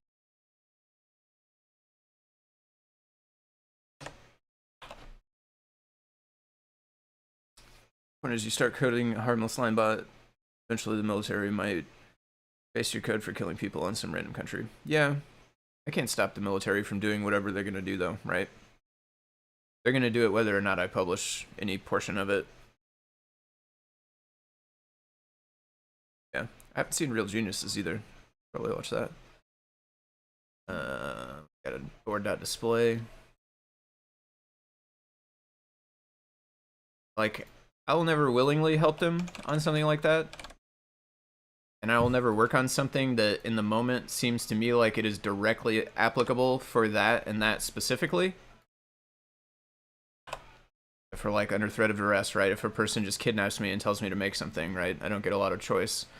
Which is another tactic they could use, right? So, we only got this tiny square here too now, but this one's white instead of green. I guess the Coke, I don't know what a Coke is. That must be some kind of, what are these things called? Like,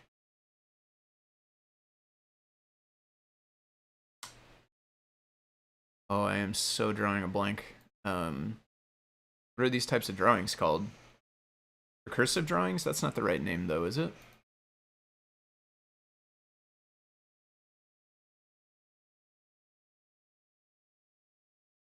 I think Hilbert was the square one we saw before. Try benzene. Rainbow benzene? Sounds fun.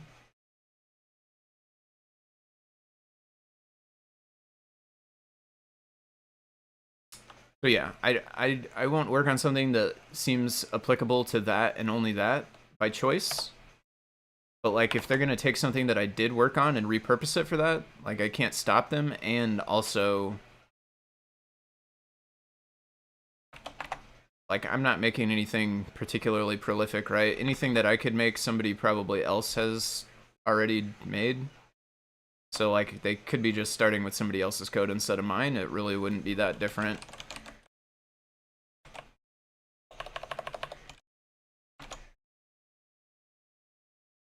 I have mucked this all up here, I think. Let's redo this. Let's just get all of this. Let's get rid of all of this.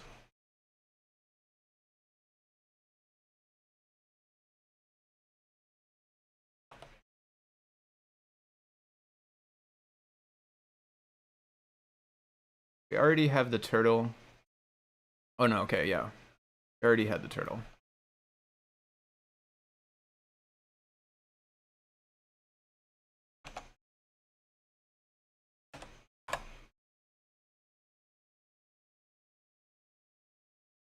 Float object cannot be interpreted as integer.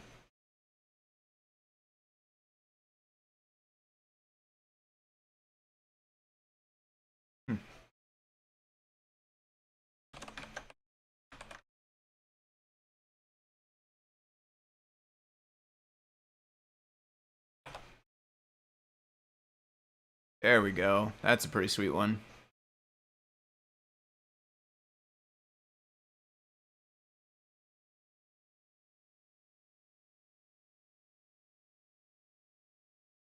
It's tough to get a good shot of the screen on this one because it's thick, the Raspberry Pi with a hat. So the focus is different than a Pi Portal. And then, of course, the glare is the real problem. Good there, though. Yeah, that's a fun one, too. Fractal, that's the word. Thank you, Keith. Yes, fractal. I haven't seen Real Genius or Chappie. I haven't.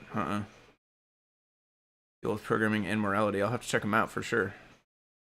Time I've ever heard Koch is Koch brothers. Yeah, that was the only thing I've heard that term before either as well. I would guess, yeah, probably. It must be like a it must be a different type of fractal, I guess, probably. This one is super sweet. This one would be fun to animate. Maybe like imagine if this could spin. That'd be pretty cool.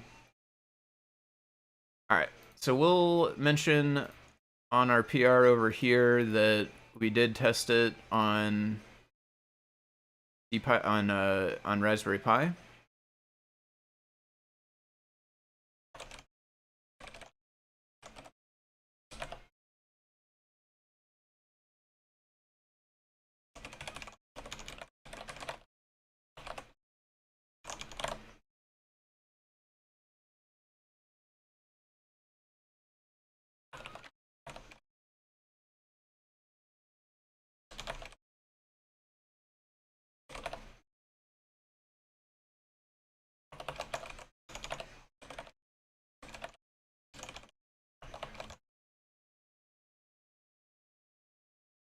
macOS Beach Ball.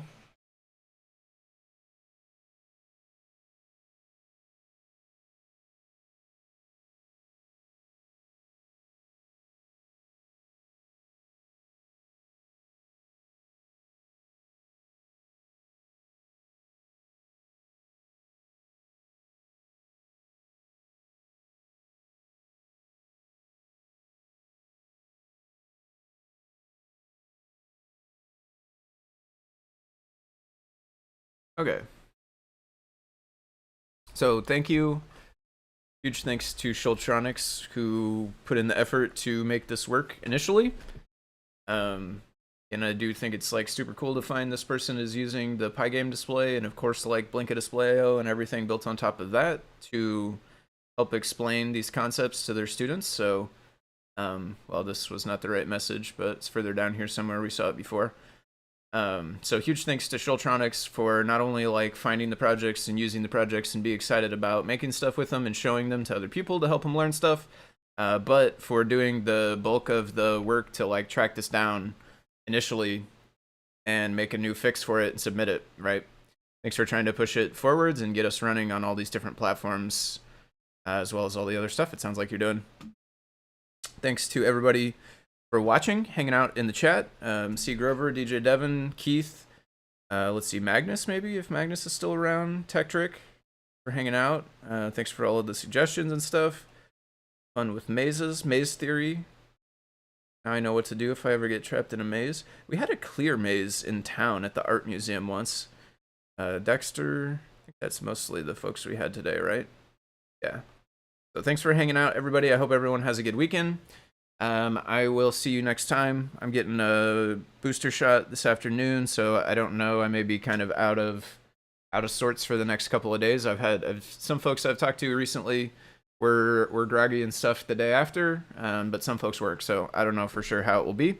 But that's my plans for later, is going to get a booster shot, so probably won't be back anytime this weekend, but maybe Monday or possibly later on this week. So thanks for watching. Hope you all have a good day and a good weekend and all that, and I'll catch you next time, whenever it may be.